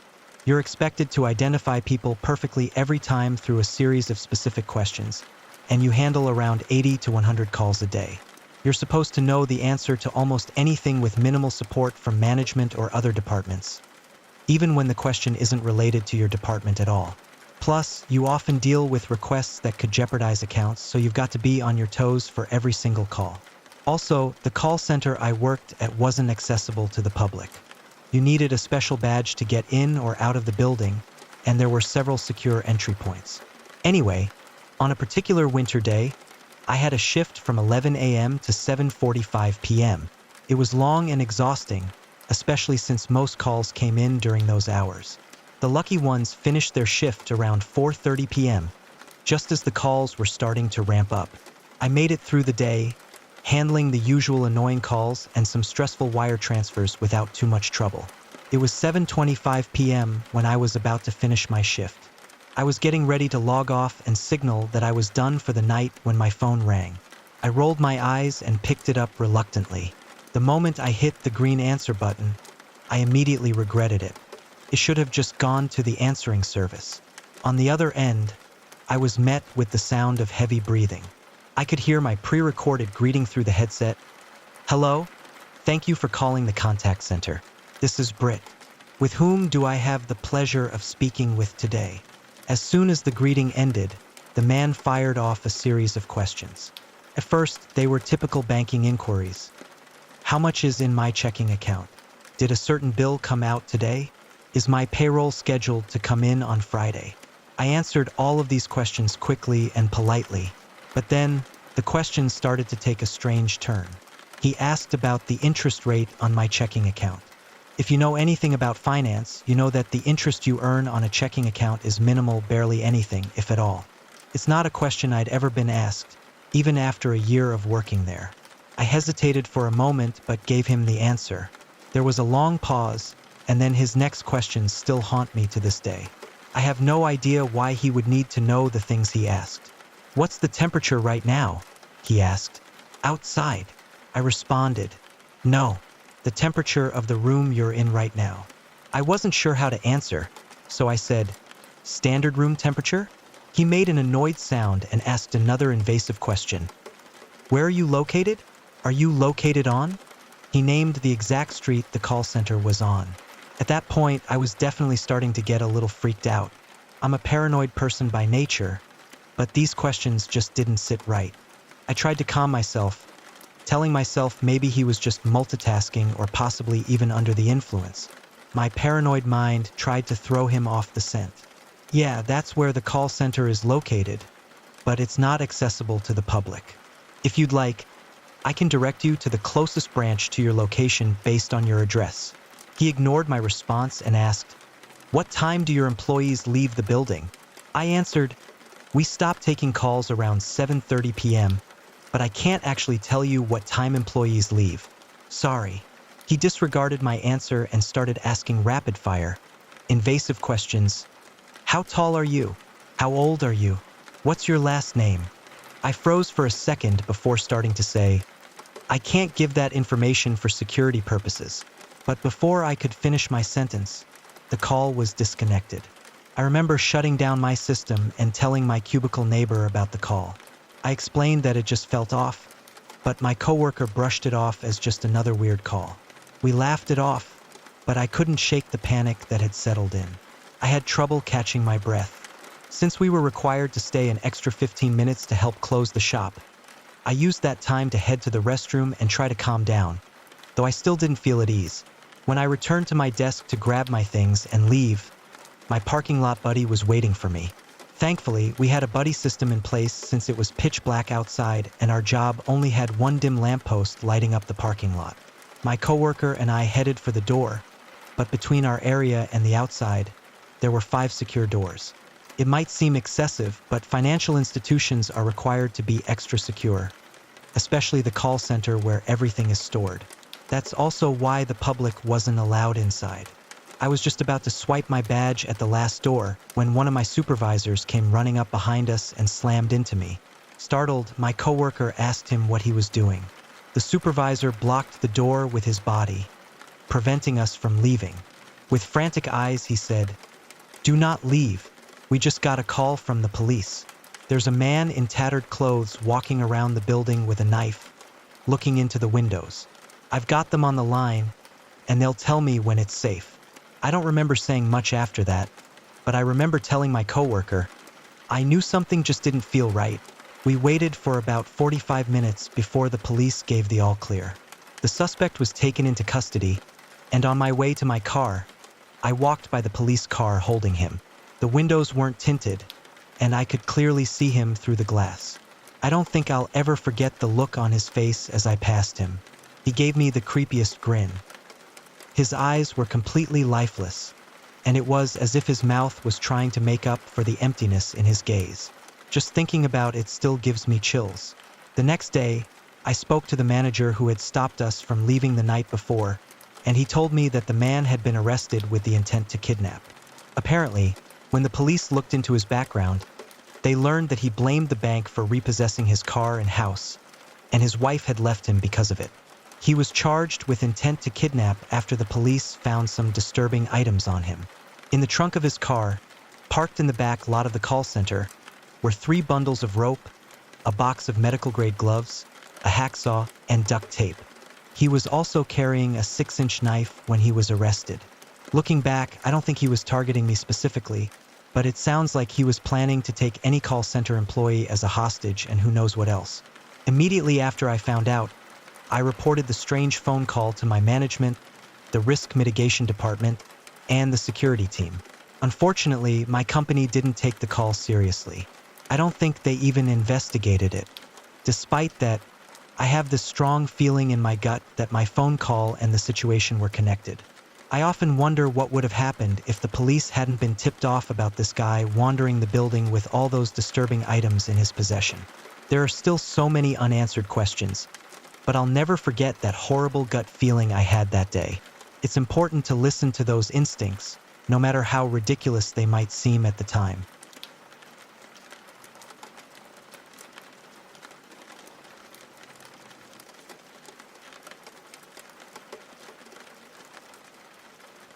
The moment I saw the doll's eyes move, I knew I had inherited more than just an antique dollhouse. A chill ran through me as I watched the tiny porcelain figure slowly turn its head, its glass eyes locking onto mine with an unnerving intensity. In that instant, I understood. The stories my grandmother had told me weren't mere fairy tales. They were warnings. I'd always been captivated by the ornate Victorian dollhouse that sat in my grandmother's attic. As a child, I would spend hours lost in its miniature rooms, imagining the lives of the tiny dolls that inhabited them. Grandma would watch me, a mixture of affection and concern in her eyes, often mumbling about how the house had a mind of its own. When she passed away last month, I was stunned to learn that she had left the dollhouse to me in her will. Along with it came a cryptic note. *, be careful, Emily. Some toys aren't meant to be played with. *, at the time, I'd laughed it off, assuming it was just my grandmother's penchant for theatrics. But now, as I stood in my living room, watching a doll move on its own, that warning didn't seem so trivial anymore. The dollhouse had seen better days. Years of storage in the attic had left it dusty and worn, with its once vibrant wallpaper peeling around the edges. I decided to restore it, both as a way to honor my grandmother's memory and to distract myself from the grief of losing her. For weeks, I worked on it each evening after returning from my job at the local library. I carefully replaced the torn wallpaper, fixed tiny pieces of broken furniture, and even sewed new curtains for the windows. The work was slow, but oddly soothing. That is, until tonight. I was putting the finishing touches on the parlor when I noticed something odd. One of the dolls, a lady in a blue dress, was out of place. I was certain I'd left her in the bedroom upstairs. Shrugging it off, I reached in to move her back into her spot.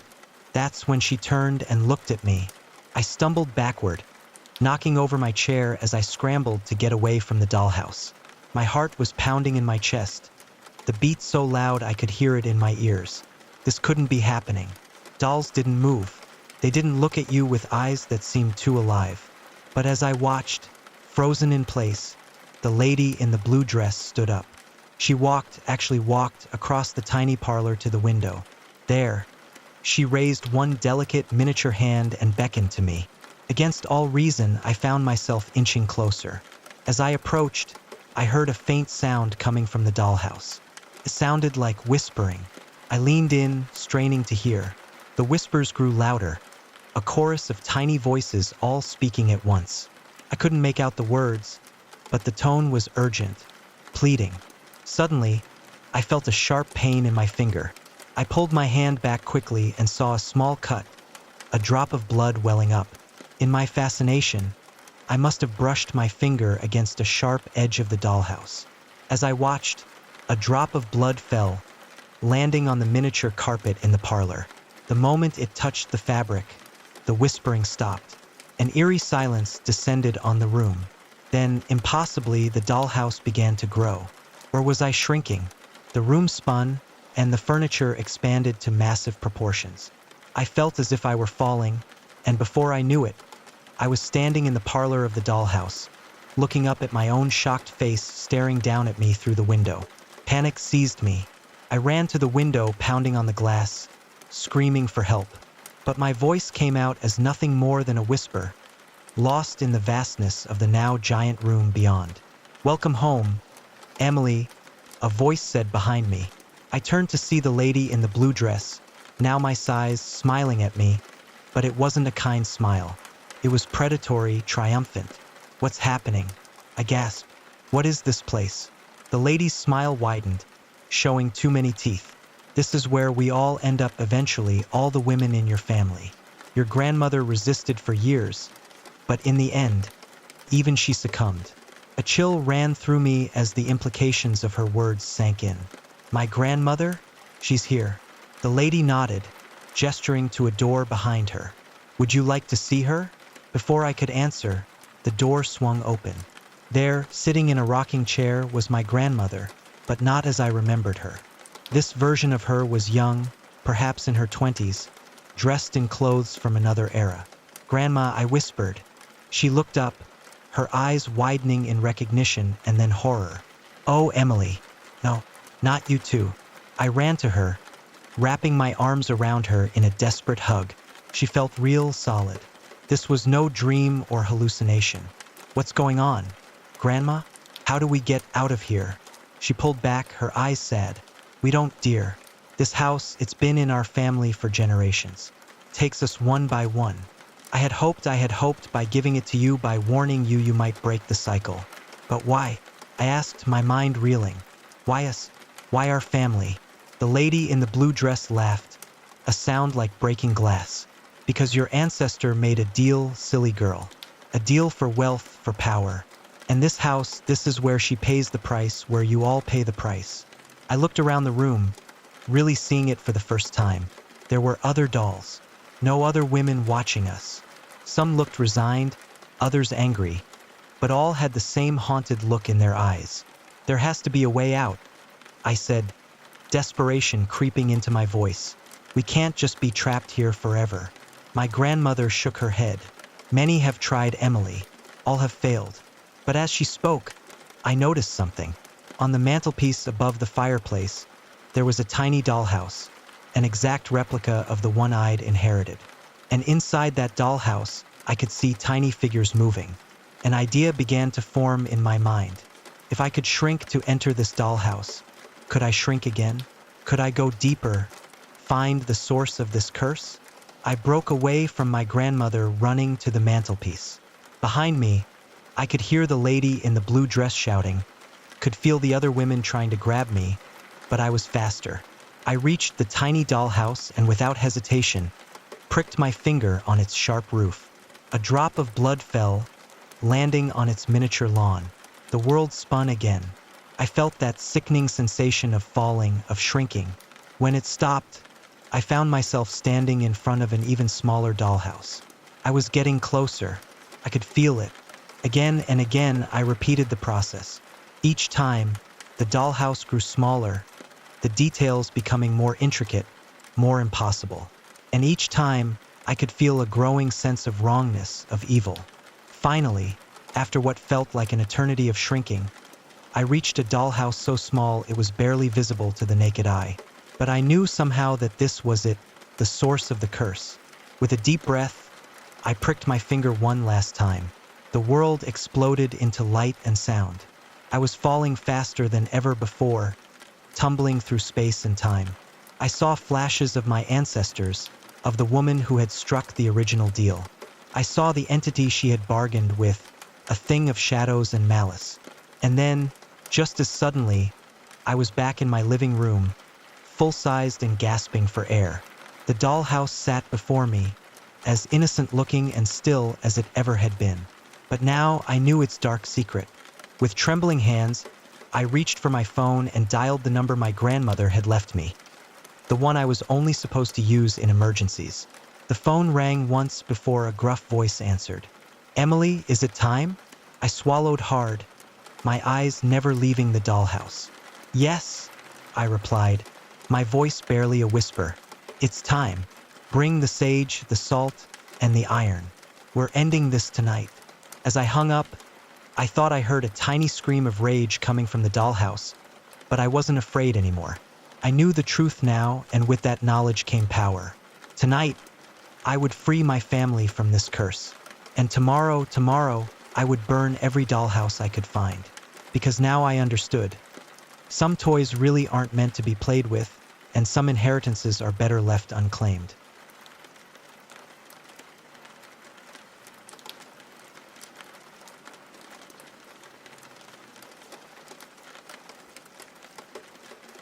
The window wasn't supposed to be there. When I moved into the house, it was one of the first things I noticed.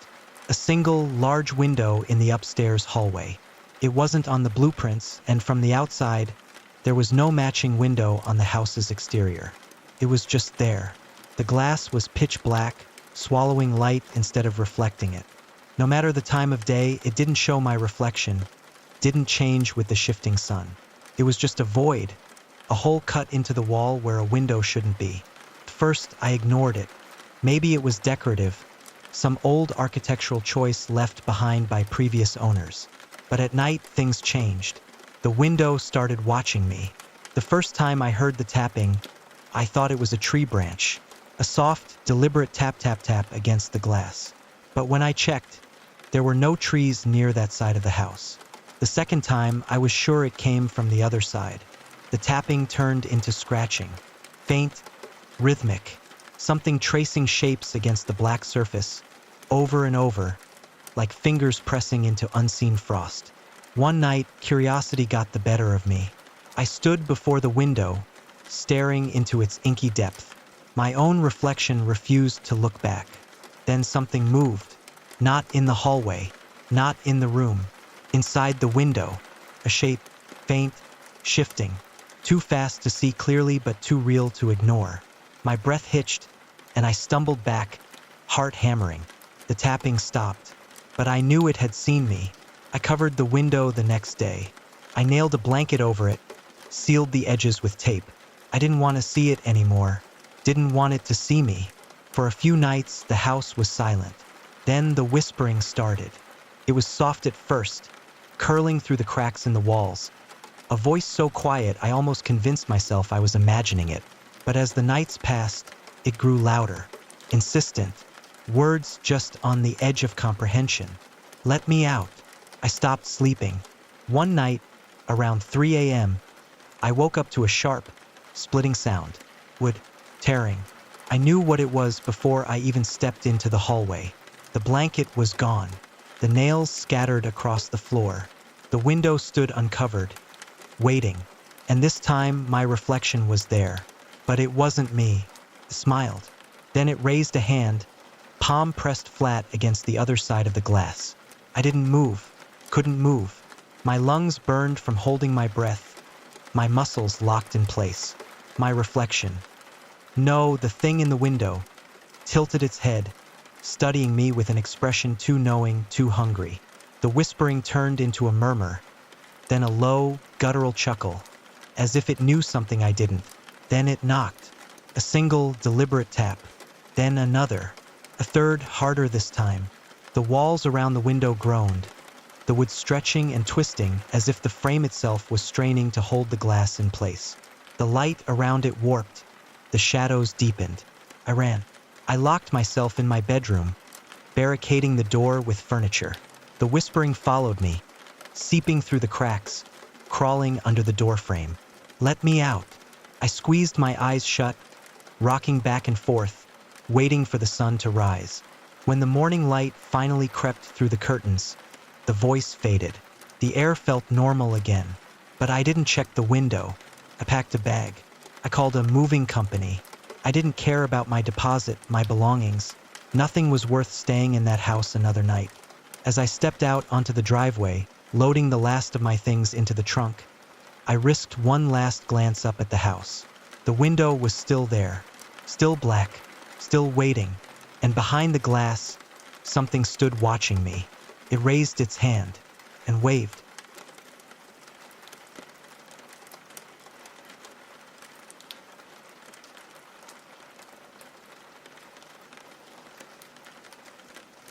I was 10 years old, being wheeled into the hospital late at night. I remember seeing the Christmas lights decorating the hospital's entrance.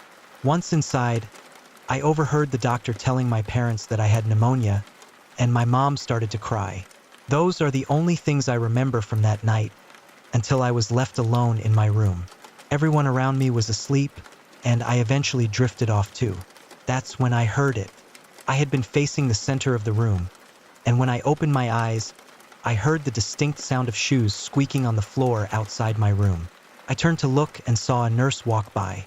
She passed my window quickly, and by the time I could see her face, she was out of view.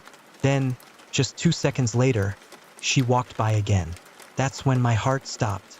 She was moving quickly and was staring directly at me through the window. What unnerved me most was that she wasn't looking where she was going.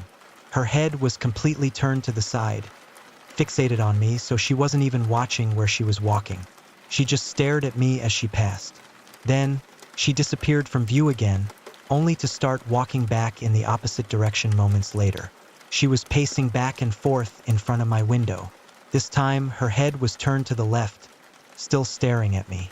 She had messy brown hair, and there was something off about her. She looked insane. Her eyes were wide open, like she was in a trance. I felt like my heart was going to explode from how fast it was beating and how terrified I was. Nobody else was around, and every time she passed, her head was turned to one side, locked onto me. Even at 10 years old, I could tell that something was horribly wrong with her. I couldn't move a muscle. All I could do was watch this creepy woman pace back and forth in front of my window. Once, when she walked by, she had this huge, sickening smile on her face, and it made tears well up in my eyes. She couldn't see anything in front of her. All she wanted to see was me, lying in my bed, staring at me through the window. It felt like hours had passed until, finally, she stopped walking past. She didn't appear again. I sat there, staring out the window, waiting for her to return, but she didn't. I must have stared for a long time until my eyes grew too heavy, and I fell asleep. The next morning, I woke up to find my dad sitting in a chair next to my bed, reading a book. He smiled when he saw I was awake, and I immediately told him about what I had seen before I fell asleep. He didn't seem frightened by what I told him or even very concerned. He just asked if I was sure it wasn't a dream. At the time, I was absolutely sure, and now, years later, I'm still 100% sure that it wasn't a dream. The woman was real, and she was wearing the same uniform as the other nurses. I stayed in the hospital for 2 weeks after that, but I never saw her again.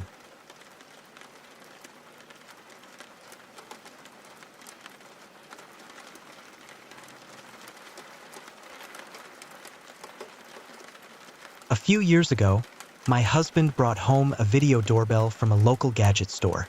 We had been having problems with thieves in our neighborhood in Lake Worth, Florida, so we thought it would help us catch the culprits. The whole setup was that as soon as anyone stepped onto our porch, the camera would automatically start recording. Essentially, anyone who came near our front door would be caught on camera. Our main concern was the constant theft of our Amazon packages. With the doorbell cam, we figured we'd finally have a clear image of whoever was taking them. To make a long story short, it worked. We caught the thieves on camera, showed the footage to the police, and within a week, they had been arrested. It was a huge relief. These guys had stolen almost $300 worth of stuff from us over the course of a few months, and the whole thing caused a lot of problems with Amazon before we realized what was going on. The point is, the doorbell cam was a huge success. Despite the hefty price tag, it was totally worth it. But then, last year, on Thursday morning, January 24th, I woke up to a notification on my phone. We had upgraded to a better model in late 2018, which came with a feature I found pretty interesting. The camera had an app you could download for free from the Google App Store, allowing you to view live footage directly on your phone. There was also an option where, if you weren't available to check the live feed, the camera would record a clip that you could stream later. Pretty neat, right? Well, I wasn't feeling that way that morning. The app notified me that a video had been recorded at around 6 a.m., and it was a few minutes long. The last time this had happened was when our neighbor's cat hung out on our porch in the middle of the night, which was pretty cute and made me and my husband smile when we watched it. But this video wasn't cute at all. I opened it up and pressed play. The first thing I saw was a shadowy figure on the porch. The doorbell cam used infrared light to capture images in the dark, so I could tell there was something out there, but it was just a big, dark shape. The figure moved closer, getting nearer to the camera until a face was slowly illuminated by the infrared light. You know how eerie it looks when someone's face is lit by infrared light? It makes light-colored eyes look almost ghostly, like they're pale white, giving them an undead or ethereal look. It looked like a ghost, but I could tell it was definitely just a man. And even though it was a man, the idea of him being on our porch was still extremely creepy. He had a rough, scraggly beard and appeared to be wearing a dirty t-shirt. In his left hand, he held what looked like a stack of mini newspapers or a phone book. I'm not entirely sure. At one point, he brought the stack up to his face and sniffed it before moving much closer to the camera, darting back and forth, closer and further, over and over. I had no idea what he was doing at first until he leaned in close to the camera and, this is the part that still gives me chills, he licked it. Yes, he actually licked my doorbell. It was disgusting. You could see all the slobber on his tongue, and knowing that it ended up on my doorbell was just, ugh, gross. He knew he was being recorded too. Like, as crazy as this guy was, he knew enough to realize that it was a doorbell cam and must have had some idea of how they function too. Because after he's done licking the camera and assumedly the doorbell, he starts showing off the phone book or the newspapers, pointing to different words and stuff like he wanted us to read them. Then, after a few more licks or kisses of the doorbell, he begins to walk away with a string of drool just hanging from his chin. I mean, he was obviously on something or drunk. But what exactly, I have no idea. I'll never truly know. But what I did know was that it was intensely creepy to know that he had been so close to me while I was asleep. Like, our house at the time was kind of small and the bedroom was pretty close to the main hallway, and therefore the front door. If he had really wanted to, he could have just bust open our bedroom window and had been in our bedroom in a few seconds. I was just thankful that he wasn't in a violent mood that night, where things could have been very, very different. But perhaps even weirder, and probably pretty sad too, is that when I showed my husband the video, he actually knew the guy. According to my husband, he used to live in the neighborhood and had lost his home somehow and ended up on the street. Apparently, he still came around the old homestead from time to time looking at what he used to own, probably remembering a time when he was much happier and much safer. My husband knew him by name too. Said the guy asked him for a few cigarettes a few times, but he doesn't smoke, so all he could do was offer him a few dollars and some well wishes. The whole thing just pendulums between creepy and sad for me. Like, yeah, it's creepy that he was hanging around our house at night, but the other thing that really creeps me out is how he used to just be a regular guy.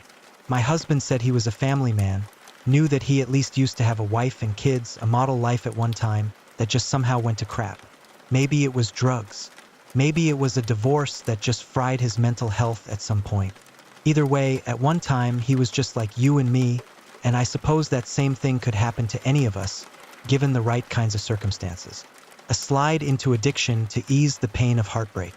That scares me more than any ghost or ghoul. I mean, we have no idea what's around the corner, so I try my best to count my blessings these days and not to take anything for granted. Because you really don't ever know when you're going to lose things and never truly know when it's your last time hugging a loved one or seeing a friend. You never know when that happiness is just going to slip away from you, never to return.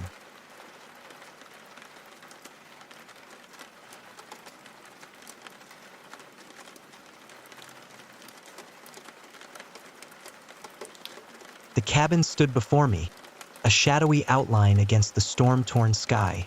A flash of lightning revealed its aged wood and shattered windows for a brief moment, before plunging it back into darkness. I stood frozen, rain lashing my face, questioning whether this was the worst decision I'd ever made. But with the wind screaming and my clothes drenched, I realized there was no turning back. I took a steadying breath and moved toward the door.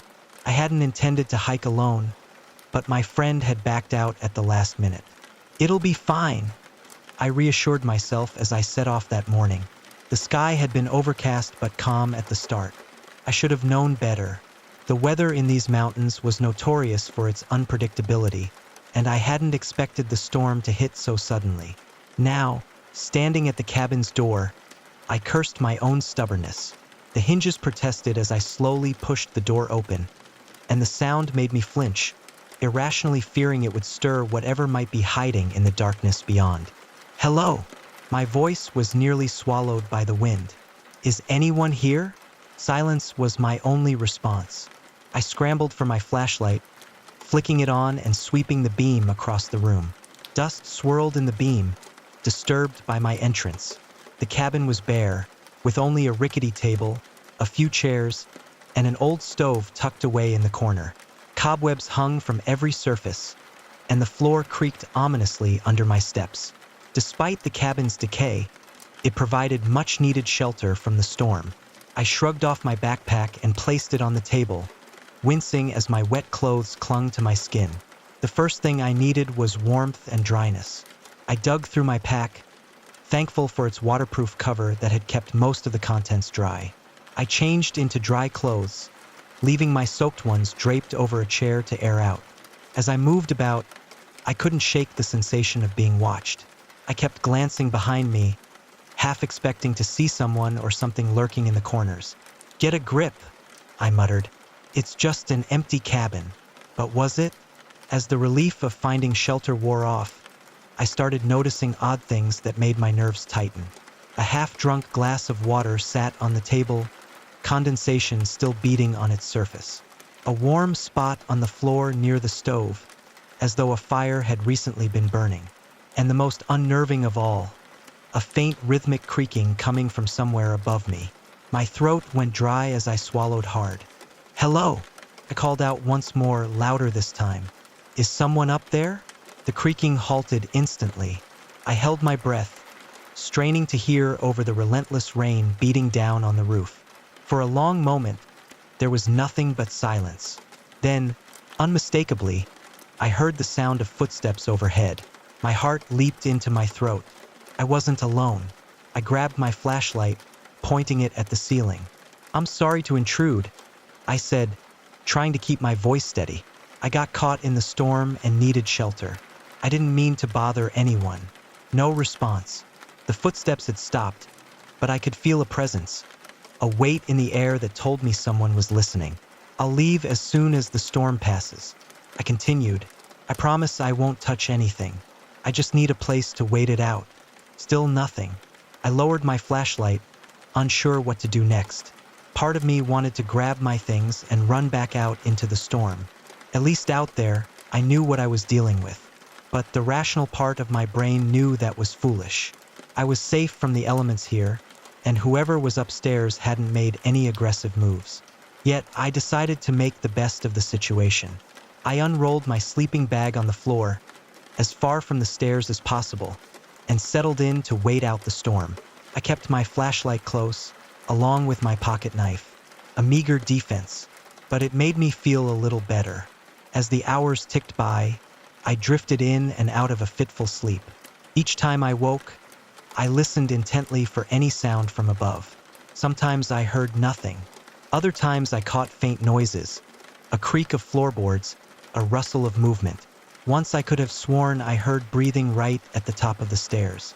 I lay perfectly still, hardly daring to breathe myself, until the sound retreated. Sometime in the early hours of the morning, I awoke to a new sound. The rain had stopped, replaced by an eerie stillness. I sat up, rubbing my eyes and fumbling for my flashlight. As I clicked it on, a floorboard creaked behind me. I whirled around, my heart pounding. There, at the foot of the stairs, stood a figure. I couldn't make out any details in the darkness, just a vague human shape. It was tall, taller than any person I'd ever seen, and unnaturally still. "Hello?" I stammered, my voice barely a whisper. The figure didn't move, didn't speak, just stood there, watching me. I scrambled to my feet, putting the table between us. "Who are you?" I demanded, trying to sound braver than I felt. "What do you want?"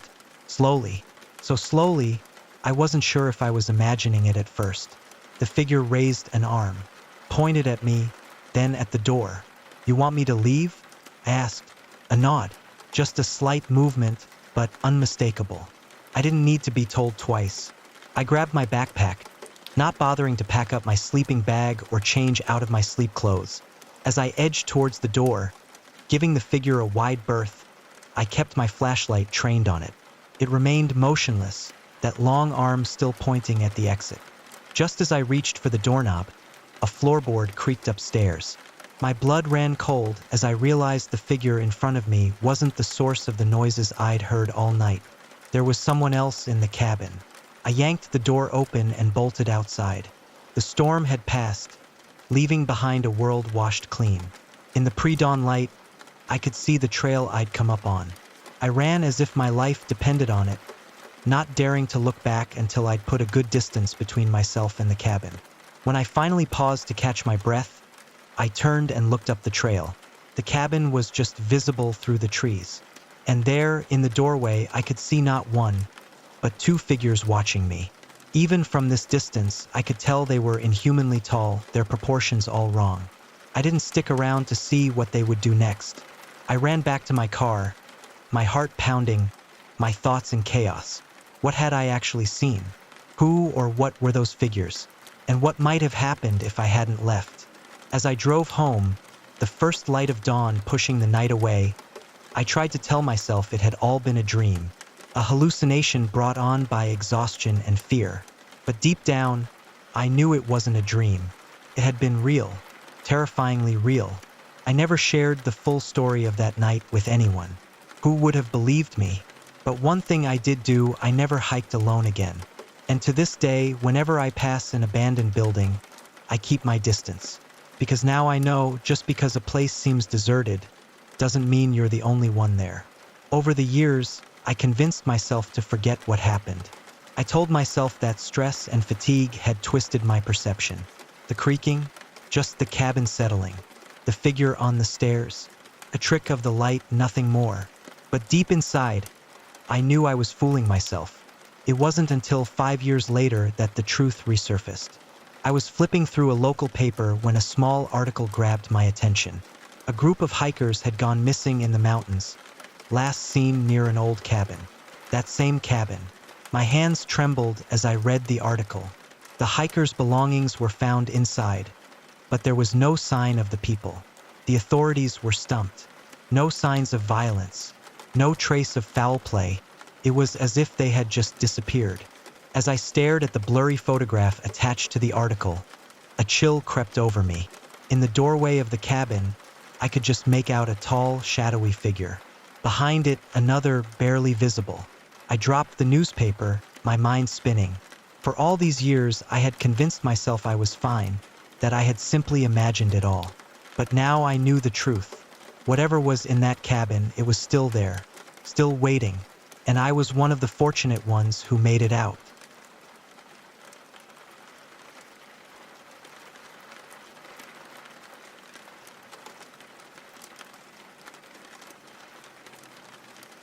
Last year, I set off on a long 10-day road trip.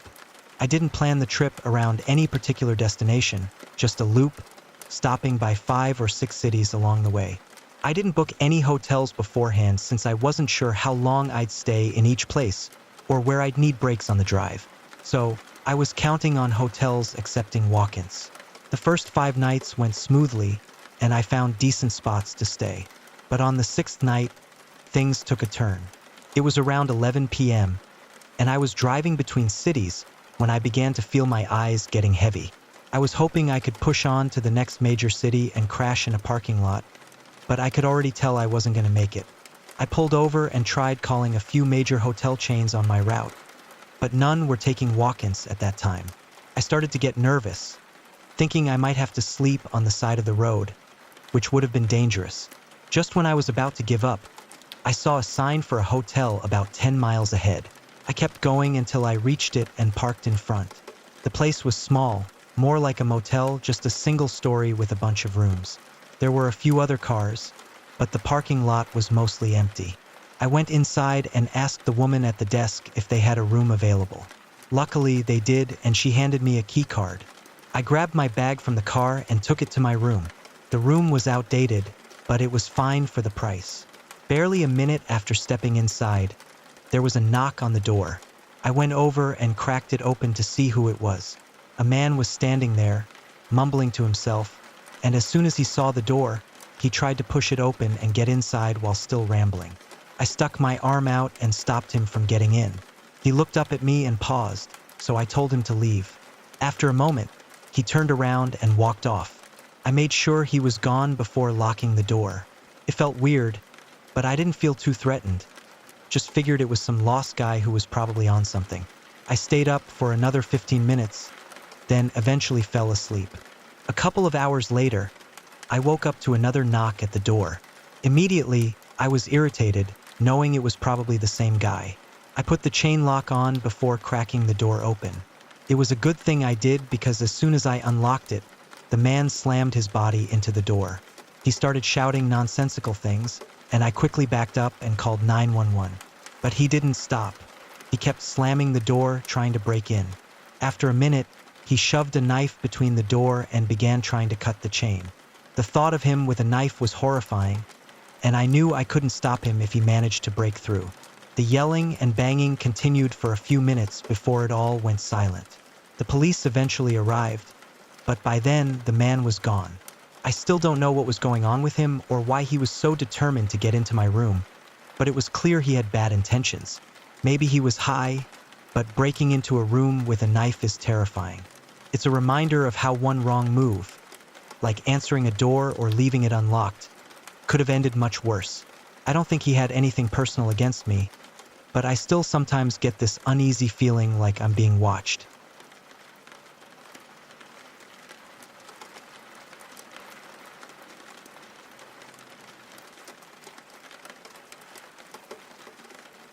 This happened to my wife, and she has no idea I'm sharing it. Please don't tell her. I just can't shake the feeling that someone else out there might have experienced something similar. It's too strange to be a coincidence. Please reach out to me if you've had anything like this happen. Comment, DM, I don't care. She needs help. Soon. I've been fascinated by the paranormal since I was young, but despite all the creepy stories I've loved, I've never actually believed in anything supernatural. I've never seen or heard anything that couldn't be explained away. But when I met my wife almost 2 decades ago, she shared something with me that still sticks with her to this day. Over the years, she's never changed the details when the story comes up, and it's something that's bothered me ever since. I first met my wife at an engagement party. Honestly, I don't even remember who it was for. I've lost touch with those people, and I'm pretty sure they're not together anymore.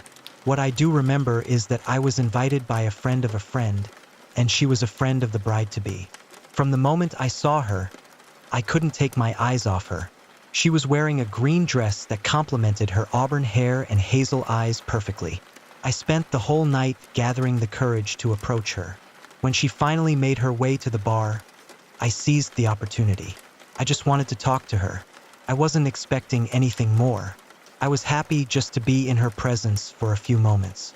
Fortunately, she didn't mind me rambling on like an idiot. The rest, as they say, is history. But during that first conversation, when I felt like I had finally gained some of her interest, I asked her my usual question to people I meet. What's the scariest thing you've ever seen? It's an open-ended question, and it can go in a lot of directions: near-death experiences, seeing something traumatic, or witnessing something that can't be explained. I'm into spooky stuff, so I always hope for the latter. I've had my share of creepy encounters.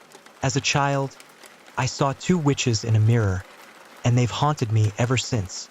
But when she spoke to me, she said it with the kind of seriousness you'd expect from an actor in a pivotal scene. Most people laugh or brush it off, but not her. She seemed ready to tell someone, anyone, what had happened to her. As she spoke, I found myself captivated, not just by her beauty, but by the weight of what she was sharing. Her grace washed over me like a warm summer evening, but the more she shared, the more I started to snap out of my infatuation.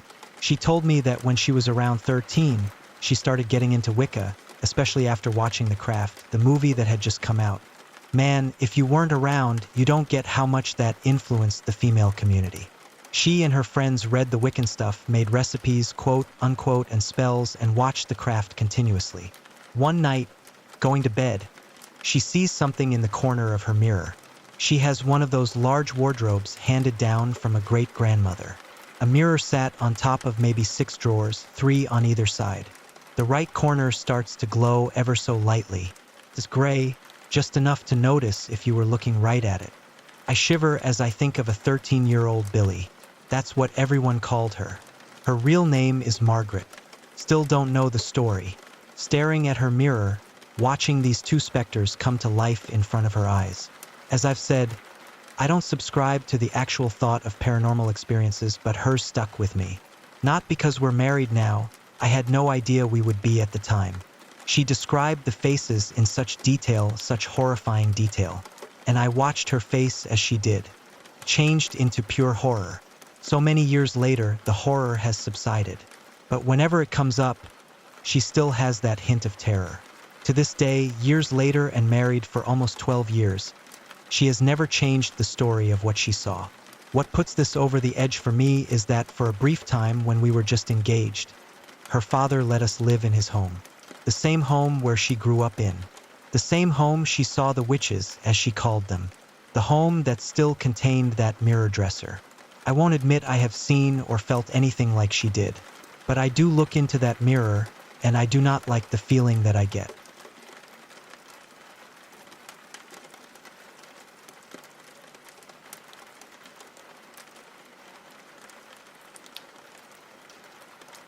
I lived in a peaceful place, with no violence or real worries. Being from Canada, you wouldn't really expect anything out of the ordinary to happen. This incident took place nearly 3 years ago. I lived in Mississauga, a city surrounded by forests and parks. I'd been living there for 5 years, and at the time I felt pretty confident. My parents were laid back, so I didn't feel like I had to worry about much. It was winter, and I remember feeling kind of depressed staying at home. I didn't have many friends, and the few I had were moody and difficult to deal with. There wasn't much to do in my area, to be honest. It was always pretty boring, but we did have a lot of parks near our apartment. So, my friend and I would head outside to play in the snow to make things a bit more interesting. Brandon didn't live far from me, and he was a lot better to hang out with than my other friends. He and I would do all sorts of things, parkour, snowball fights, and just explore the city. One evening, around 8, Brandon and I were at a park near my building. It was about a 10-minute walk from my apartment, and while we had a park right next to the building, it didn't have as much to offer. Now, if you've ever lived in Canada, you know how cold it can get. Without gloves and the right clothes, it's not going to be a pleasant experience. We were out at the park, playing and doing all sorts of crazy things that 13-year-olds do. Brandon's parents were strict, though, and they always insisted he be home by 8 p.m., so we had to leave. I didn't want to be alone, so I walked back with Brandon to our apartments. We were chatting about our crushes as we walked. When we got to the building, Brandon went to his place and I went to mine. After 10 minutes, I realized I'd forgotten my gloves. I messaged Brandon on Facebook, asking if he had them, but he said he didn't. I realized I'd left them at the park. I accepted it and moved on. The next day, it was freezing, at least minus 15 degrees, and I woke up to my mom yelling at me about my gloves. It wasn't about the cost, but rather that she thought I wasn't being responsible. I told her I had given them to Brandon. It was Saturday, and I had nothing to do. It was 5 p.m., and I was feeling really bored. My friends were all busy, and I didn't want to stay at home. So, I bundled up for the cold and told my mom I was going to get my gloves from Brandon. I went outside, not really sure what I was doing, and decided to head to the park. I sat on the swings, rocking back and forth, trying to kill time. Hours passed, and by 8:30, I decided it was time to leave. But as I was about to go, I noticed two figures walking down the path leading into the park. The park had only one footpath and one exit. I didn't really think anything of it, just some people walking through the park that was huge, and this was before my eyes were all stuffed up. As I got closer to these people, they started staring at me. I didn't really have an option at this point, so I just decided to walk away from the footpath. As I got closer to them, I saw them go deeper into the bushes. I thought it was weird, but they were probably a couple doing their business or something. As I walked further, I had to go on the footpath as there was nowhere else to go. At this time, I couldn't spot the people. At the time, I didn't know what to think, but it was my alarm to get out of there. As I was going out in the back near the bushes, I could hear some mumbling noises and the noises of footsteps in there. I didn't look back. I just got out. As I got out of the park, I felt relieved, and I felt a little stupid for causing so much drama. I decided to go nearby my convenience store, which was only 5 minutes away, and as I was walking to the store, I could hear sirens in the background. I got in the store and I bought a Red Bull. I waited for my turn. I paid the amount and headed out to look around at the time. It was around 9 p.m. now. I ran down the road quickly. After what felt like minutes, I got near my apartment. As I got there, I saw 3 police cars and 1 canine dog car. I went over and asked him what happened.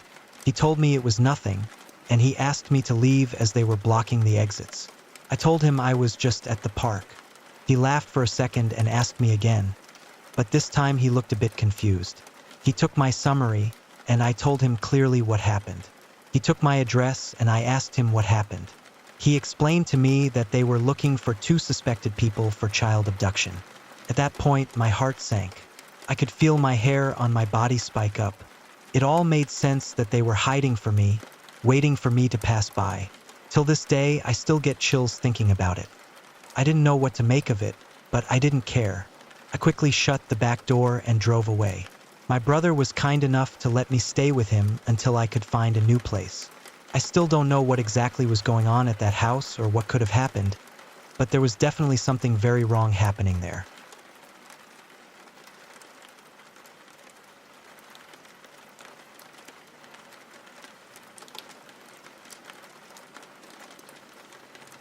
I'm an extremely skeptical person, as I'm sure many of you are too. This experience happened about 3 years ago when I was staying with my uncle in Washington State. We were planning to camp in the middle of nowhere in Yakima County, deep in the national park. It was my uncle, cousin, their dog, and my uncle's friend who were all joining me for this expedition. Before we left, my uncle told me that the spot we were heading to had been known for frequent Bigfoot activity. Yeah, right, I thought to myself. To prove it, he showed me a YouTube video of a Bigfoot scream that had been recorded in the same area we were going to. He told me that Bigfoot was said to communicate by knocking sticks on branches and vocalizing. I just laughed it off as another one of those ridiculous claims, but the serious way he spoke about it gave me a strange feeling in my gut.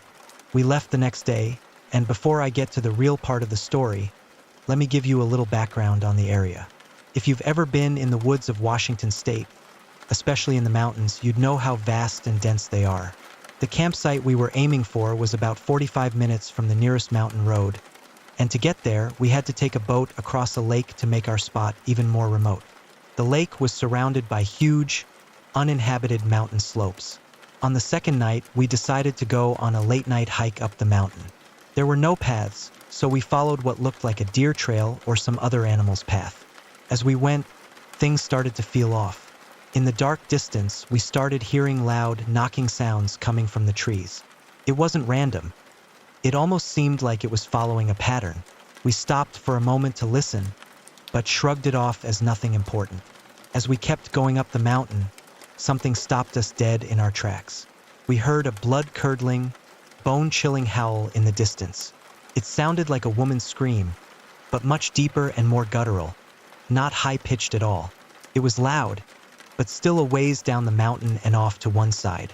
I've been around wild animals and have heard mountain lions, wolves, and even moose making strange sounds, but this was different. It had a human-like quality, but with a beastly tone. Immediately, my mind flashed to the video my uncle had shown me. The sound was eerily similar. We were all stunned, confused, and a little scared. Before we could even speak, another howl, just like the first, shattered the silence. This time, it was directly to our left, maybe 100 feet away. We all quickly shone our flashlights in that direction, swearing and nearly scaring ourselves silly. But the forest was so dense that we couldn't see anything. Our dog bolted down the mountain, heading back toward our campsite. We were worried, but we had almost reached the top, so we kept going, trusting that her instincts would guide her back. We made it to the top, and on the way down, my uncle and I ended up a little ahead of my cousin and his friend. Suddenly, a stench hit me so strongly that I almost gagged. It smelled like musty old blanket that had been covered in the piss of every animal you can imagine. It reeked, almost like the strong musk smell of a primate at the zoo. My uncle and I stopped and whispered to each other as to what it could be. As we paused, a huge branch snapped as if it had been run over by a truck. This was not just any little twig snap like we had been hearing through our expedition. This was a deep, thick crack of something large. I shot my flashlight over to the source, and that's when I saw it. A huge looming creature walking on two legs and swinging its arms slowly as it walked. It was moving up the hill in an area amidst the huge pine trees. In the pitch blackness of the forest, my flashlight lit this figure up. It was huge, 7-8 feet tall at least, and extremely bulky and powerful looking.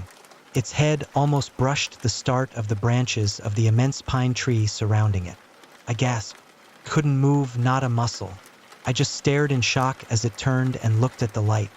Its two huge circular eyes, illuminated by the light, shined at us and blinked. It turned and continued to lumber up into the thicker bush and then out of sight. My uncle and I couldn't say a word. We didn't even speak until we got back to our site, where luckily we were greeted by his dog. As we sat by the fire, it was around 3:30 at that time, and the same howling noise happened another few times off in the distance. I can say with certainty that it was not human. This place was completely isolated. It was off a beaten track, and that sound chills me to the bone every time I think about it. I'm a huge skeptic. I never thought I could ever believe in any stupid myth like the Sasquatch, but believe me when I tell you this is no joke. This is a true experience, and one that I will never ever forget. There are hundreds of thousands of miles of unexplored and completely uninhabited areas of the world. The chance that a creature like that could be living under our very noses is not really out of question. So instead of dismissing any Bigfoot claims or stories as an idiotic cry for attention or trolling, I now think back to my experience, and I have to believe there is something out there, and maybe you too will experience it one day.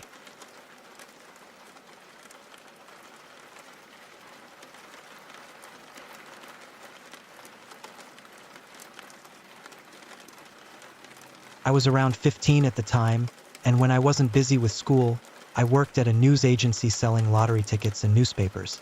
I had my share of creeps, stalkers, and strange customers, but this one still stands out as the scariest experience for me. One of my regular customers was an older woman, probably in her late 40s or early 50s, though she looked older than her age. She had messy, bleached blonde hair and wore makeup that was loud and garish. Not much was known about her, but she was often seen hanging around shady men. Her behavior and speech made it clear that she was likely on something, as she frequently spoke about angels, heaven, fairies, and demons. At first, I brushed it off as an older woman going through a midlife crisis and dabbling in some sort of new age spirituality. However, from the very first shift I served her when I was around 13 or 14, she became captivated by me. The moment she saw me, she excitedly told my coworkers and even other customers that I was an angel.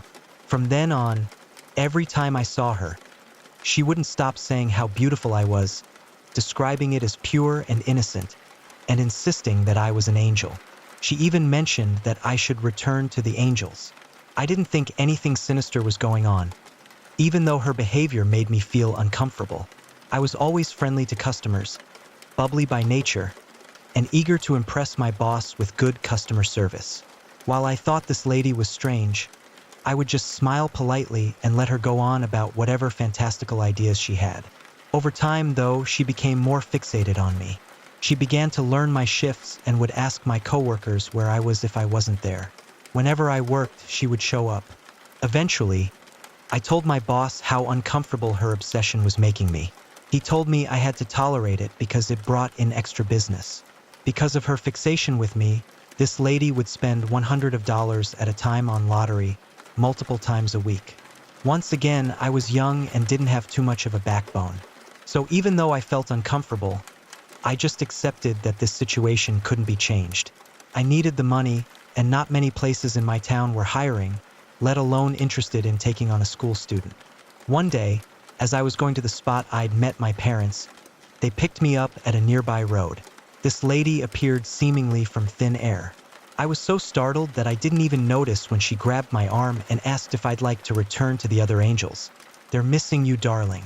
I was freaked out, but her words didn't mean much to me, and I simply saw it as a strange woman with wacky spiritual beliefs. Luckily that day, an older co-worker walked by, saw this, swiftly yanked me away, and stayed there until my dad arrived. I wish I could say that that was the last time I saw the customer, but it wasn't.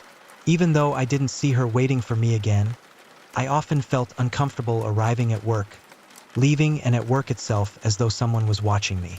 This lady kept coming in and kept spending $100 from God knows where. However, unlike when I first started, she didn't come in with a different man each time. She came alone or with one particular man who I hadn't seen before. I always felt extremely uncomfortable around him, but I couldn't quite put my finger on why. The lady's ravings got even crazier than ever, and in addition to her usual talk about angels, she started to try to getting me to follow her places by claiming the government had tried to poison me just then, and she saw them slip cyanide into my food. Or what they infected my toothpaste with something that would kill me, so I had to follow her now. I never did, obviously. And one time, when I was busy serving other customers, I noticed her in the corner of my eyes lingering around my drink bottle with something I couldn't see clutched in her hand. Needless to say, I moved my drink bottle very quickly and was extremely unnerved, more so than ever. I told my boss everything, but he continued to say virtually that I'd lose my job if I just didn't put up with it, as she brought in a lot of money. This all came to a climax one day at the end of my shift. I just learned how to cash up the registers and close the shop, which was an exciting responsibility for me and made me feel very accomplished. To close up, I would have to lock the roller doors at the front and exit the back door, which led to a pretty shady concrete area that never had anyone around. It was like a huge concrete jungle with heaps and twists and turns and tall concrete walls. It was always completely silent and empty. I never seen another person in that area outside the back door. And as I exited work and locked the door, I felt incredibly uneasy and thought I could hear breathing behind me. However, seeing no one when I turned around, I thought to myself that it was just paranoia. As I checked my phone to see if my dad had left yet to pick me up, I felt a hand grasp my shoulder tight. My whole body froze, and before I even looked, I knew who it was. Sure enough, when I turned around, this customer was standing there with a huge grin, her eyes sparkling. She engulfed me in a hug, which I wriggled free from. I could see something was very wrong, so I tried to run, but she grabbed my arm again. She was stronger than she looked. She tried to distract me and start up random conversations, sprinkling in comments about how the angels were so excited to be reunited with me. I had no idea what she was trying to do until I heard something pull up around the corner. A white van, all its windows blacked out, slowly crept across the gravel road towards us. And I'll never forget the way that lady's face looked. "Let's go," she said. "The angels have been waiting. You'll be with them again soon." To this day, I have no idea how, but I gained some kind of superhuman fight or flight strength. I tugged my arm free just as the van was slowing down beside me and ran. The lady followed, but thankfully her physical strength didn't extend her running. Thankfully, I knew the twists and turns out of this area quite well now, so I sprinted through this concrete labyrinth until I reached a pillar I knew to duck behind. I didn't move. I had a metal keychain which made a lot of noise, so I clutched that in one hand so it wouldn't jangle as my body shook, and held myself up with my other hand ready to launch from the ground and run as soon as I could. I could hear the woman and someone else, a man. I didn't know who, but he sounded like the man I'd seen with her recently. Run around checking crevices and corners searching for me. After about 15 minutes, they gave up and I heard the van roll away. After a final check using the van, they didn't know I could see them, but I saw them pretend to leave and turn it off and wait. I think they thought I'd emerge from hiding, but as I could see what their trap was, I continued to stay. After what felt like forever, they eventually left. Not knowing that this was another trap set up to coax me out of hiding, I cautiously peered around the corner. Unsure if they were gone and knowing I was unsafe if I stayed or left, I ran. Thankfully, my dad was parked where we had agreed to meet and I raced to the car. I was scolded for getting to the car late and then we went home. I took an extended leave after that, and when I eventually did go back to work, that lady was thankfully gone, and I never saw her again.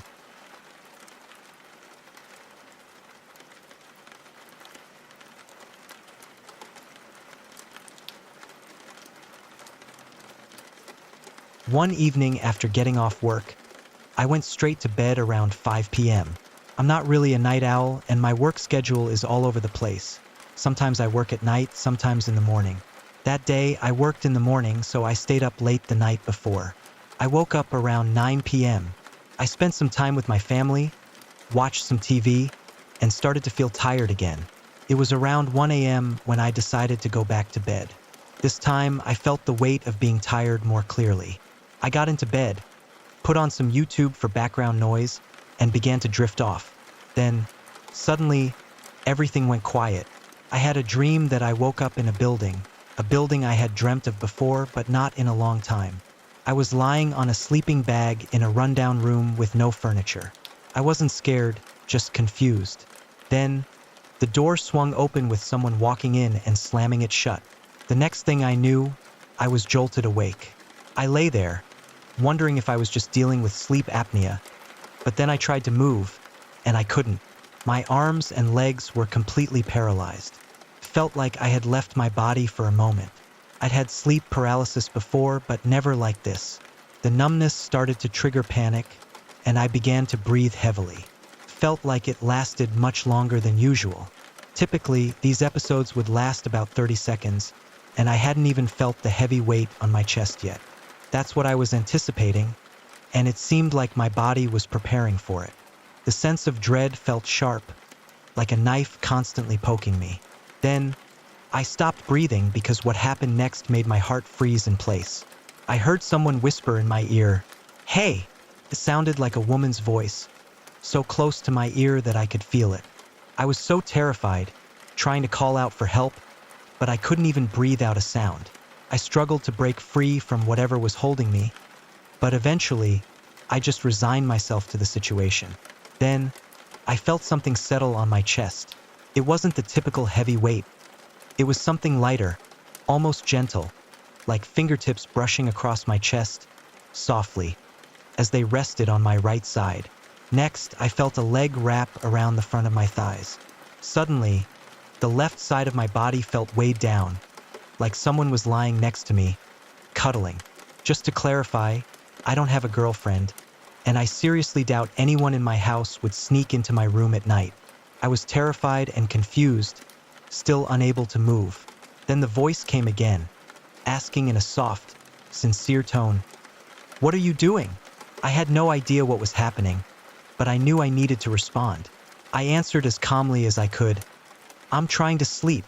That's when I realized my face and hands could move, but I refused to open my eyes. I wasn't sure I wanted to know what was happening. Before I knew it, the weight on my left side started to fade, and I could move again. I shot up, looked around the room. No one was there. My senses slowly came back, and the sound of my computer playing returned as if it hadn't been turned off. I didn't bother going back to sleep after that. Felt like a wake-up call. I need to fix my sleep schedule, maybe change a few things. But my mind keeps going back to it. Was it a spirit? Was it part of my dream? If it was a spirit, maybe it was just lonely and needed someone to lie with. Or maybe it was all just a dream. I don't dream much, especially not with the sensation I felt. I'm not sure what to make of it. I guess I'll chalk it up to a hallucination and move on with my life.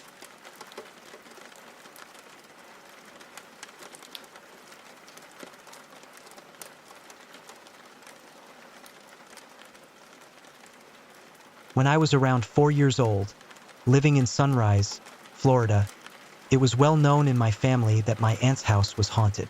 I spent a lot of time there as a child since she would often babysit for me. I always had a great time, and I have fond memories of being in her house. I was the first baby in the family, so I was spoiled by my aunts and uncles. My aunt always made sure I had the best toys and the best snacks, and I loved spending time with the kids who lived next door. The oldest, Luba, and her younger sister, Happy. Now that I'm older, I realize how strange those names sound, but as a kid, they never seemed unusual. It always felt like they were just around when I was there. I vividly remember us all playing together in my little mermaid tent, laughing and pretending to play house. My aunt had 2 dogs who would patiently sit while we brushed their fur with Barbie combs and put bows in their hair for what we called dog makeovers. We did all the typical kid things, and Luba and Happy were always the pranksters. Sometimes, They'd move the dog's food bowls across the kitchen or turn on a toy that made noises, hide it, and then run away, just to watch my aunt get frustrated as she searched for it. She never seemed to get too mad, which only made it funnier for us. One time, we were in the tent while my aunt was vacuuming the living room. We turned off the vacuum and walked away to do something else. We'd convinced ourselves that if we turned it on and left it in one spot, it would suck all the way through to the other side of the earth. So, Luba ran over, turned on the vacuum, and dashed back to the tent. We peeked through the plastic window of the tent and giggled as we watched my aunt throw up her arms and yell my name in frustration. I always thought it was funny how I ended up getting all the blame, but I figured my aunt didn't want to yell at the neighbor kids. Over time, Luba and Happy started showing up less and less. I assumed they were busy with school or just couldn't come over as much. After all, we were all getting older, and I wasn't at my uncle's house as often. Eventually, I figured they must have moved away. As time went on, my aunt had her own kids, and she raised them in the same house until they were about 4 or 5 before moving out of state. Life moved forward, and Luba and Happy were just fond memories. I'd often wonder where they were and what they were up to. Fast forward about 10 years later, when I was around 14 or 15 years old. By then, our family had scattered to different states, so when we gathered for the holidays, we spent a lot of time catching up. One day, my mom and aunt were reminiscing about childhood friends, and all the memories of Luba and Happy came rushing back. I thought to myself, I wonder if my aunt knows where they are now? So I asked her, "Do you remember Luba and Happy?" She paused for a moment, clearly trying to recall. Then, with a confused expression, she asked, "Luba? Happy? I've never known any kids with such strange names." I went over everything I knew about them. You know, the neighbors by your house in Florida? The ones always messing with you and you would blame me? My mom snapped her fingers and said, "Oh, at the haunted house?" I was very confused when she said this, as I had no knowledge of her house being haunted. My aunt, still looking confused, responded, "That house was definitely creepy. I don't remember any kids ever being there other than you and your cousins. You had imaginary friends?" I was absolutely certain that these friends were not imaginary. After all, I knew as a kid that other kids often had imaginary friends. And I would wonder, how is that even possible to create an image of a whole person in your head? I insisted that they were actually there. I knew they were there, but she seemed very set on the fact that they were not. Her and my mom started to go back and forth. Remember, the dog bowls would just slide across the kitchen floor, or the toys in the other room turning on at the very bottom of the toy box. I literally just sat there and could not believe what they were saying. I thought for sure they had lost their minds due to old age. Those kids were there. They moved the dog bowl and played all the pranks. I saw it with my own eyes. My aunt told me there was definitely a lot of creepy things that happened in that house. At first I thought you had been behind all the things turning on and off or moving around because I had to rationalize it. I realized after some time that something weird was going on, but decided to ignore it since I don't really believe in that kind of stuff anyways. My jaw was on the floor, folks. I was so creeped out. I was so confused. I had imaginary friends? What? My family was all in agreement about the ghosts in the house, nodding and reassuring each other. I finally said out loud, "So I had imaginary friends named Luba and Happy. I need to be in therapy." About this time, my cousin had rounded the corner to the dining room we were all sitting in, and in the giddiest voice said, "Luba and Happy. They were my friends." We all kind of looked at her in silence and then looked at each other before someone blurted out, "Wait, you saw Luba and Happy too?" Without missing a beat and not realizing what the big deal was, my cousin confirmed to us. Of course, they were always at my house and always in my playroom. They used to play pranks on Mom. Everyone sat in shock. Nothing made sense. All the kids in my family who had set foot in that house over the years knew Luba and Happy. I don't think the odds are that great of having the same imaginary friends your cousin did years apart. We filled my cousin in on the haunting of the house. She was equally as creeped out, and you could see a little shiver of fear go down her spine right before she said, "I always wondered how they could go in and out through the walls of the playroom."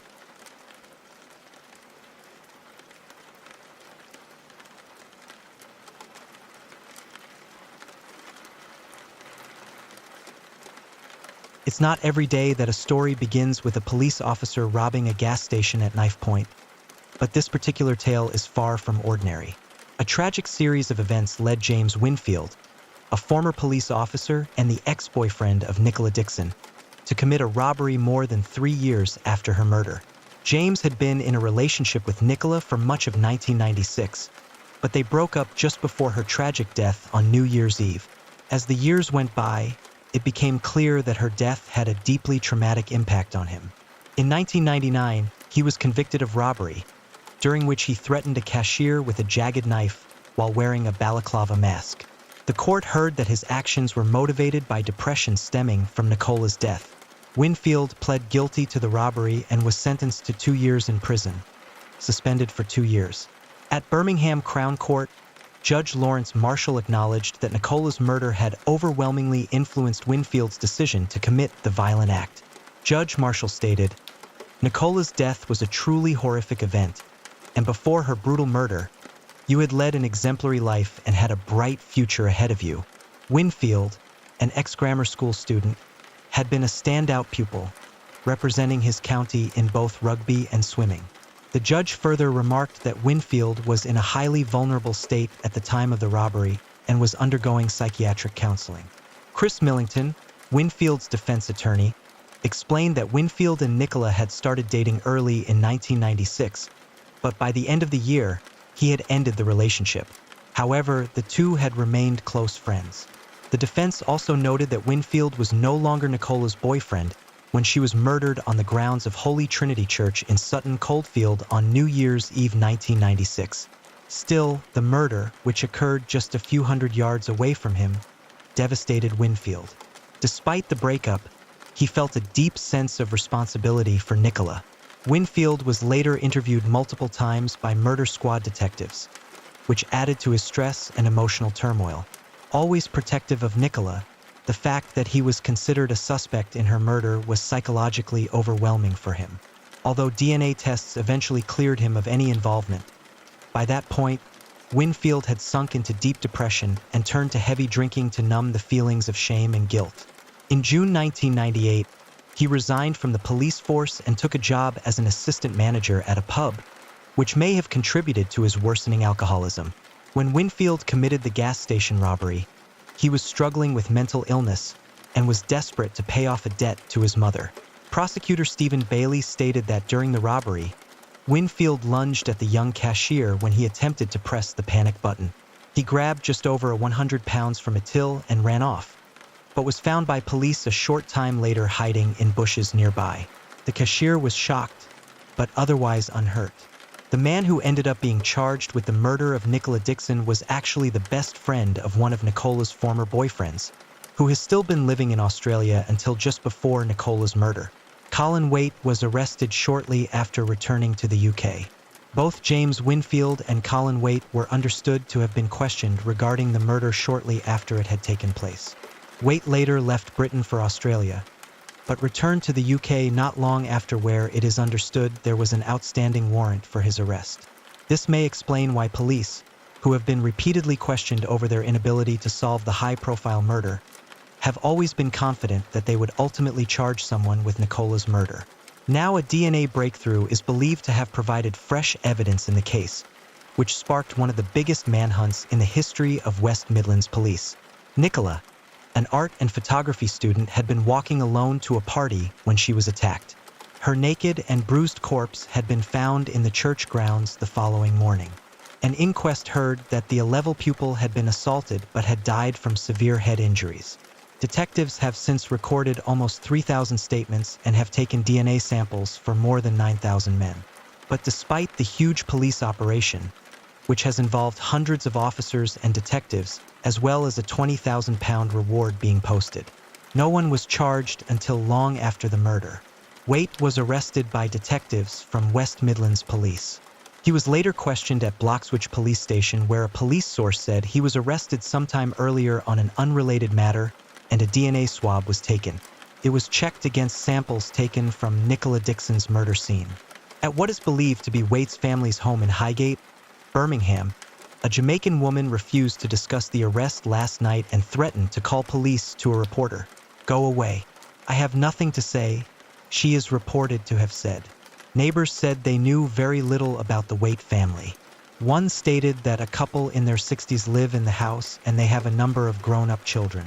"We say hello whenever we see each other, but apart from that, I don't know a lot about them." Detective Superintendent Matt Sauer said the arrest was a result of an intelligence breakthrough from forensic processes. On the night she died, Nicola, who studied at Fairfax School in Sutton, Coldfield, had set out to walk half a mile from a hospital social club to meet friends at a pub party. Her killer struck as she took a shortcut down an alleyway near the church, and she never arrived at the pub. She had stayed at home in Corn Creek Close, Sutton Coldfield over the festive period to take her driving test on New Year's Eve, while the rest of her family traveled to visit relatives in Northumberland. The test was canceled because of snow. Close to the anniversary of the murder last year, her father, Andy, said police had strong DNA evidence that could eventually catch her murderer. He added, if the killer commits another crime, then he will end up behind bars. West Midlands Police had also disclosed that they monitored the National DNA Database for comparisons between samples from the murder scene. Nicola Dixon's father, a 51-year-old civil engineer, had said, "My wife Rita and I are always hopeful that one day this man will be caught. We feel that someone, somewhere, must know something about the murder or at least have a suspicion about a particular person. Even after all this time, it is not too late." Last night, the couple, who had been kept closely informed of the latest developments, said they would not be commenting on the arrest. Waite, a vehicle examiner for a credit company and a father of 4 from Highgate, Birmingham, denied the murder, claiming he spent the night with his girlfriend and brother in Birmingham. After the verdict, he was handed a life sentence. He protested his innocence, and his brother, after shouting abuse at the jury, attacked photographers with a walking stick. It seems Waite was born into a violent family, and in the end, it was his violent nature that would consume his life as well as Nicholas.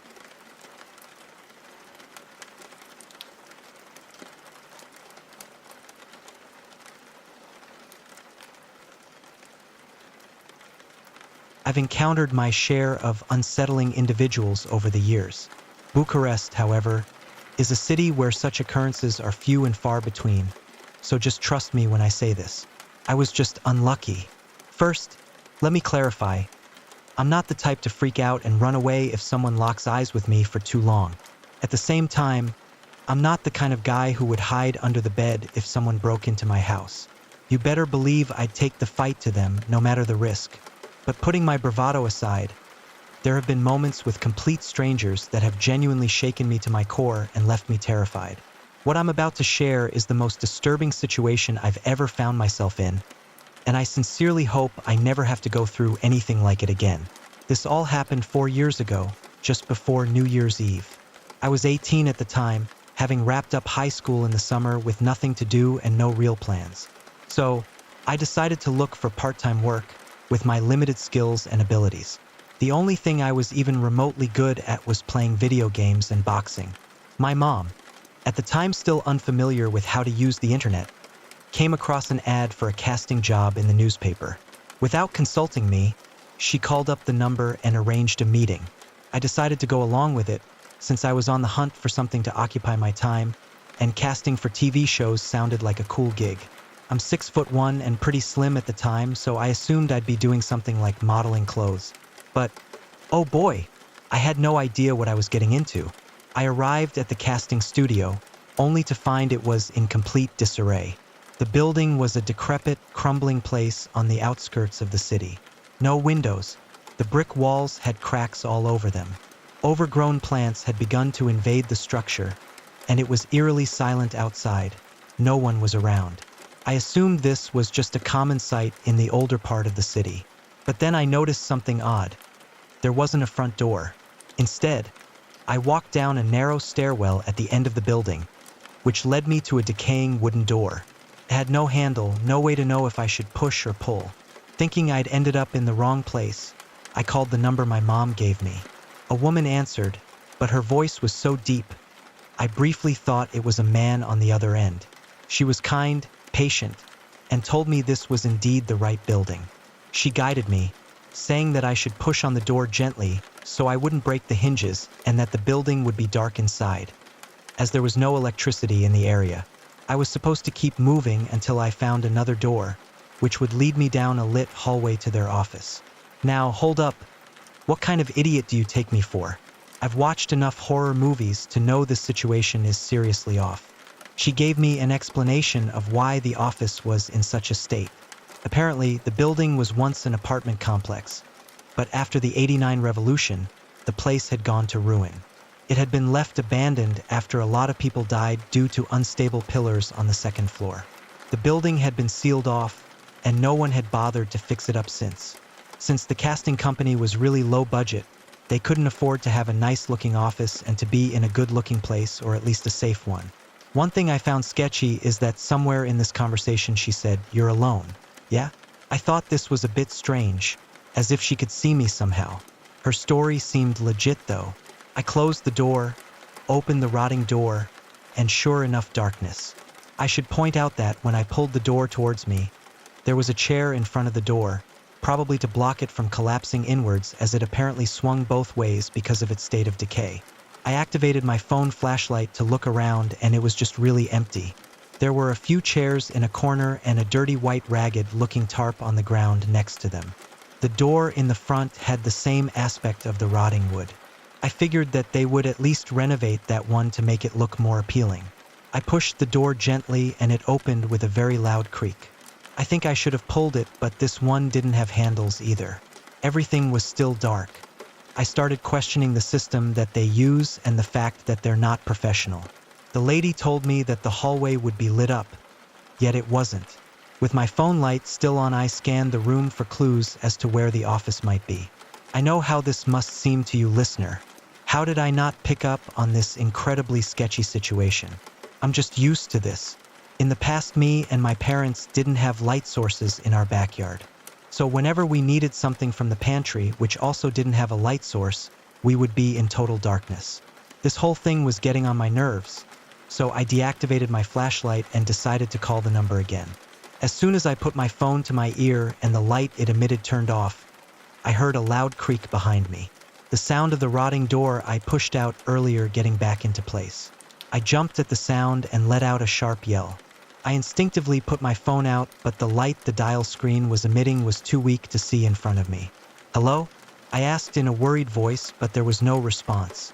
But in a second I could hear the dial tone from my phone, and I hear a Nokia ringtone, the piano one, from the other side of the room from where the door had been closed. I stay silent for a moment and the ringing stops. I have never been more horrified in my life. I crouched down and started moving along the wall to my left as quickly and quietly as possible. I hear very faint footsteps coming from my right, but I couldn't tell if they're coming towards me. I formulated a very basic escape plan in an instant. I had a general idea of where the door was and the footsteps seemed to be directionless. I took 2 coins of 50 bunny out of my pocket and threw them at the corner of the other side of the room and then booked it. I pushed on the edge of the door at first because I ran too fast and had no idea where the door was, and I pushed against it to get out of the room. I tripped because I was expecting no resistance, yet a chair was blocking the other side. I heard scampered footsteps behind me and slight grunts. I get up and run away in the dark room with no regard to what I may hit on the path. I just knew the exit would be right in front of me. Sure enough, I hit another chair on the way, the one that I found blocking the door at the entrance, and it propelled me so hard that I bashed the door and knocked it out of its hinges. I opened my eyes and I was outside. My first instinct was to yell for help as loud as I could. I peered into the building and finally spotted him. A tall, overweight man, probably around 300 pounds, holding a cloth in one hand. He was dressed in a white tank top and either jeans or sweatpants. I wasn't paying much attention at the moment, but when I saw his face, it was clear he was filled with pure rage. I quickly panicked and rushed up the stairs as fast as I could, then made a sharp right and sprinted toward town. I ran nonstop for about 3 or 4 minutes, not caring about anything, until I finally reached a busy street with lots of cars. Still in a state of panic, I dashed straight for the nearest taxi and told the driver to take me home. On the way, I called my mom and explained everything that had happened. She was horrified, feeling sick to her stomach and crying, blaming herself for putting me in such a dangerous situation. Later that same day, I reported the incident to the nearest police station, and they sent a team out to investigate. We were later informed that they found traces of some marijuana blunts with what appeared to be human saliva, along with a double-edged razor lying on the ground. They also discovered a broken Nokia flip phone in the dirt outside. My parents asked the police to contact them if they uncovered anything else. This experience has left me with lasting anxiety, especially when it comes to job interviews. Now, I only feel remotely safe if the location is in a busy, public place, and if the interview happens during rush hour. One man caused me all this trauma, and that New Year's Eve remains the most terrifying I've ever had. So, to all the kids out there, stay safe and don't think that your martial arts skills will save you when you're utterly terrified.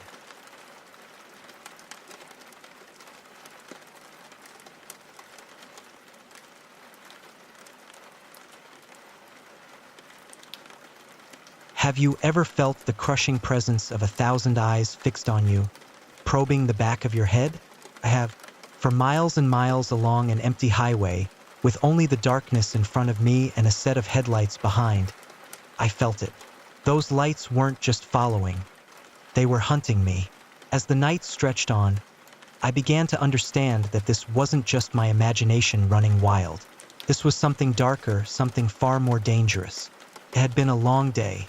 I'd spent hours in a meeting with a client 2 states away, and now I was on the long drive home.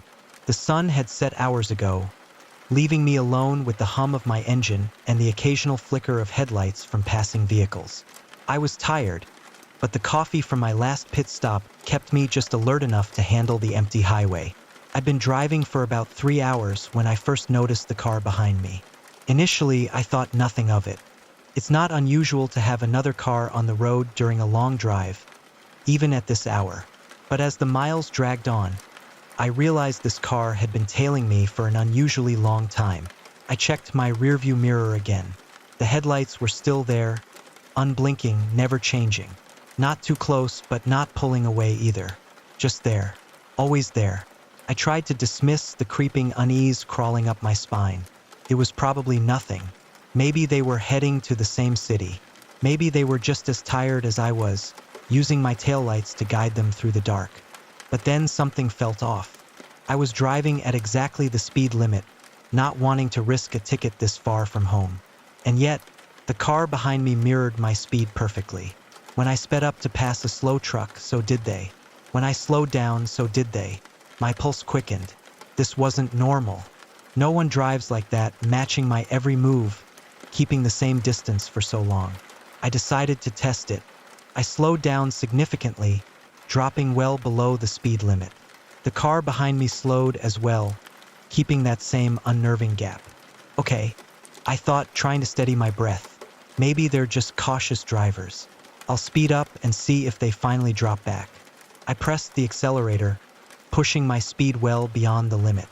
The road blurred around me as I raced down the highway. For a brief moment, I felt a surge of relief as the headlights in my mirror seemed to shrink. But it didn't last. Within seconds, the car behind me sped up too, closing the gap with terrifying accuracy. Once again, they settled into that same position. Not too close, not too far, just watching. By now, my palms were sweating on the steering wheel. This wasn't a coincidence. This wasn't normal driving behavior. Someone was following me, deliberately and with purpose. I tried to get a look at the driver, tilting my rear view mirror and squinting into the darkness. But all I could see were those headlights, 2 bright orbs piercing the night. The windshield of the car behind me was a black void, revealing nothing about its occupants. My mind raced with possibilities, each more terrifying than the last. Was it a cop? But no, there were no flashing lights, no attempt to pull me over. A robber looking for an isolated victim. But why follow for so long? Why not make a move?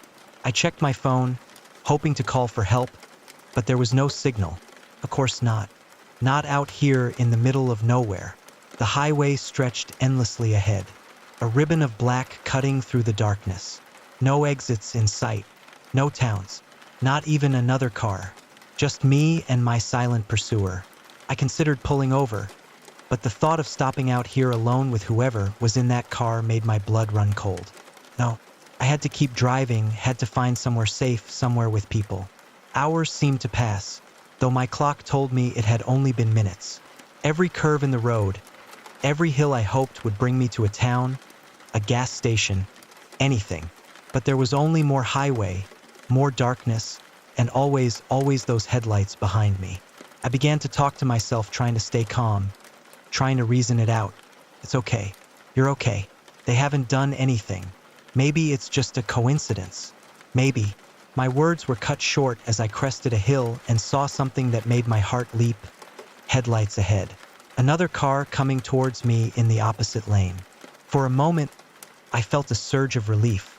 I wasn't alone out here after all. But as the car approached, an idea struck me. A crazy, dangerous idea. But in my panic state, it seemed like my only option. As the oncoming car drew near, I took a deep breath, gripped the steering wheel tight, and did something I'd never done before. I flashed my headlights over and over, the universal signal for help on the road. The oncoming car slowed, and I saw its brake lights come on. My pursuer, caught off guard by this unexpected move, fell back slightly. I pulled over to the shoulder, my heart pounding so hard I could feel it in my throat. The other car pulled over too, a little ahead of me. An older man stepped out, confusion and concern on his face. "Are you all right?" he called out, walking towards my car. I was about to respond, to pour out my story of the car that had been following me. When I glanced in my rear view mirror, the headlights were gone. I blinked. Sure, I must be mistaken. But no, the road behind me was empty, dark and silent, as if no one had ever been there. "Miss," the man said, now standing by my window. "Is everything okay? Do you need help?" I turned to him, my mind reeling. There was a car following me. For hours, it was right behind me, I swear. He looked past me, down the empty road. "I don't see anyone, ma'am. Are you sure you weren't just tired?" Sometimes the mind can play tricks when you've been driving too long. I wanted to argue, to insist that I wasn't imagining things. But as I sat there, the adrenaline fading from my system, doubt began to creep in. Had I imagined it all? Was it just fatigue and coffee and the monotony of the long drive playing tricks on me? "Maybe you're right," I said, trying to force a smile. "I've been on the road for a long time. Guess I'm more tired than I thought." The man nodded sympathetically. "Why don't you follow me to the next town? It's not far, and there's a motel where you can rest for the night. It's dangerous to drive when you're this exhausted." I agreed, feeling a sense of relief at his kindness and the thought of not being alone on that desolate highway anymore. As we merged back onto the road, I couldn't help but glance in my rearview mirror, half expecting those headlights to reappear. But the road behind me stayed empty. We arrived in the small town about 20 minutes later, and just as he'd promised, the man guided me to a small motel right off the highway. He waited until I had checked in, then waved goodbye and continued on his way. Inside my room, I sat on the bed, my body shaking from a mix of lingering adrenaline and exhaustion. I kept replaying the events in my mind, trying to make sense of it all. Had I really imagined it? Was it just the result of an overactive mind and too many late-night crime shows? But just as I was about to turn off the light and attempt to get some sleep, my phone buzzed. The signal had finally returned. Along with it came a flood of notifications, missed calls, text messages, emails. I scrolled through them absently, until one text caught my eye that made my blood run cold. It was from an unknown number, sent just minutes ago. Asterisk, "You got lucky tonight. Sleep tight. See you on the road." Asterisk, I stared at the message. My hands trembled so violently I almost dropped the phone. It hadn't been my imagination. Someone had been following me. Someone had been hunting me on that dark, lonely highway. And somehow they had my number. Couldn't sleep that night. How could I? I sat in that motel room, jumping at every sound, peering out the window at every car that passed by. When morning finally came, I checked out and hit the road again. This time, I stuck to busier highways, driving straight through to home. But even now, months later, I can't shake the memory of that night. Every time I'm behind the wheel, Every time headlights appear in my rearview mirror, that same cold dread crawls up my spine, because now I know that the darkness doesn't just hide monsters in closets or under beds. Sometimes, the real monsters are out there on the open road, hidden behind a pair of headlights, waiting for the perfect moment to strike.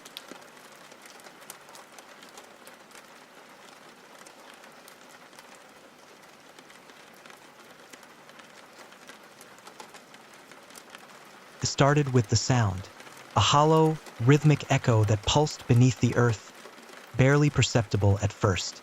I thought I was imagining it, just the distant hum of the world settling.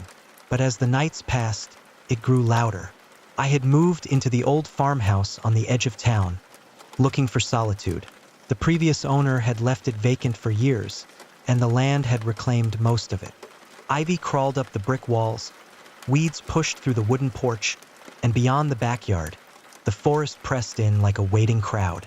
And then there was the well. It stood at the far end of the property, hidden beneath overgrown brush, its stone rim cracked and weathered. There was no cover, just a yawning blackness stretching into the ground. I hadn't even noticed it at first, not until the sound began.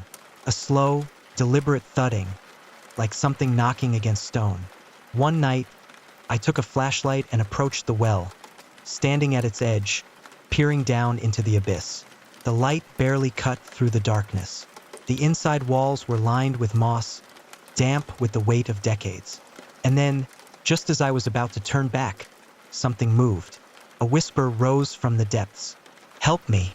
I stumbled backward, my flashlight slipping from my grasp and clattering against the stone. My breath hitched, my body frozen in place.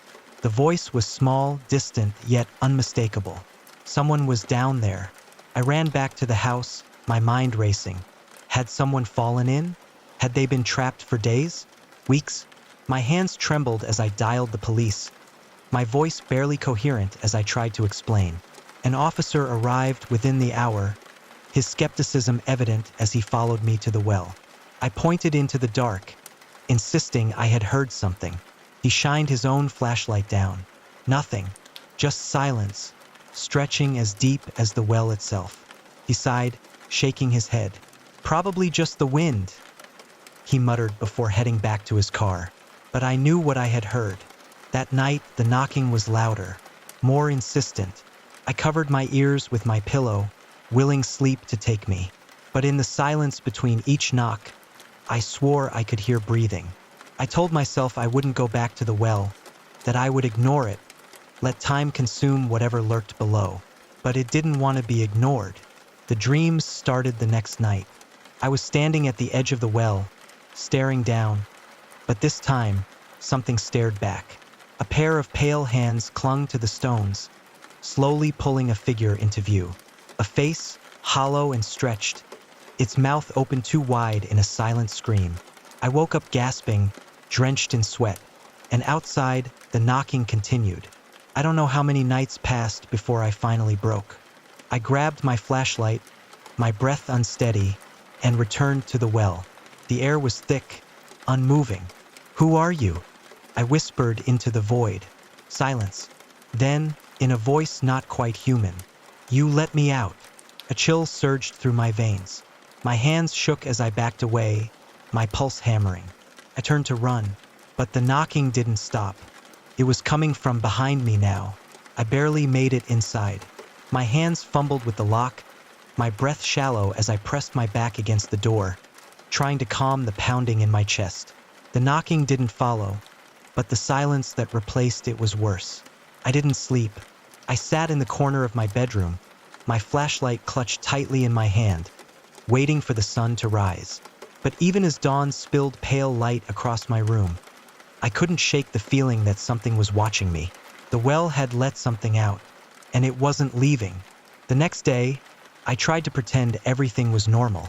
I went into town, forced small talk with the grocer, tried to lose myself in routine. But everywhere I went, I felt eyes on me. When I passed the hardware store, the owner, a wiry old man who had lived in town his whole life, paused mid-conversation to look at me. "You all right?" he asked, his brow furrowed. I opened my mouth to say yes, but the words stuck. Something in his expression told me he knew. "You heard it, didn't you?" he muttered, glancing over his shoulder like he was afraid of being overheard. I swallowed. "The well." His face darkened. He nodded once, slow and deliberate. "That thing's older than this town," he said. "Older than anything we got a name for. We don't go near it. We don't talk about it. And we sure as hell don't listen to it. But something was down there," I whispered. Something spoke. His gaze turned sharp. "No, something lied." The words sent a fresh wave of fear through me. I wanted to ask more, to demand answers, but he turned and walked away before I could speak. That night, the knocking changed. It wasn't just a sound now, it was inside the house. It moved from room to room, slow and deliberate. A soft thud against the walls, the floorboards groaning beneath unseen footsteps. I held my breath, gripping the flashlight so tightly my knuckles ached. Then, just outside my bedroom door, a whisper, "Let me in." I slammed my hands over my ears, squeezing my eyes shut. The air grew thick, pressing against my skin like unseen hands. And then, silence. Morning came, and for a moment, I let myself believe it was over. But when I stepped into the hallway, my stomach twisted. There, on the floor, were wet footprints leading from the front door, leading to my bedroom. I never went back to the well after that. I don't know what I let out, what I listened to, or if it ever truly left. But sometimes, in the dead of night, I still hear it knocking.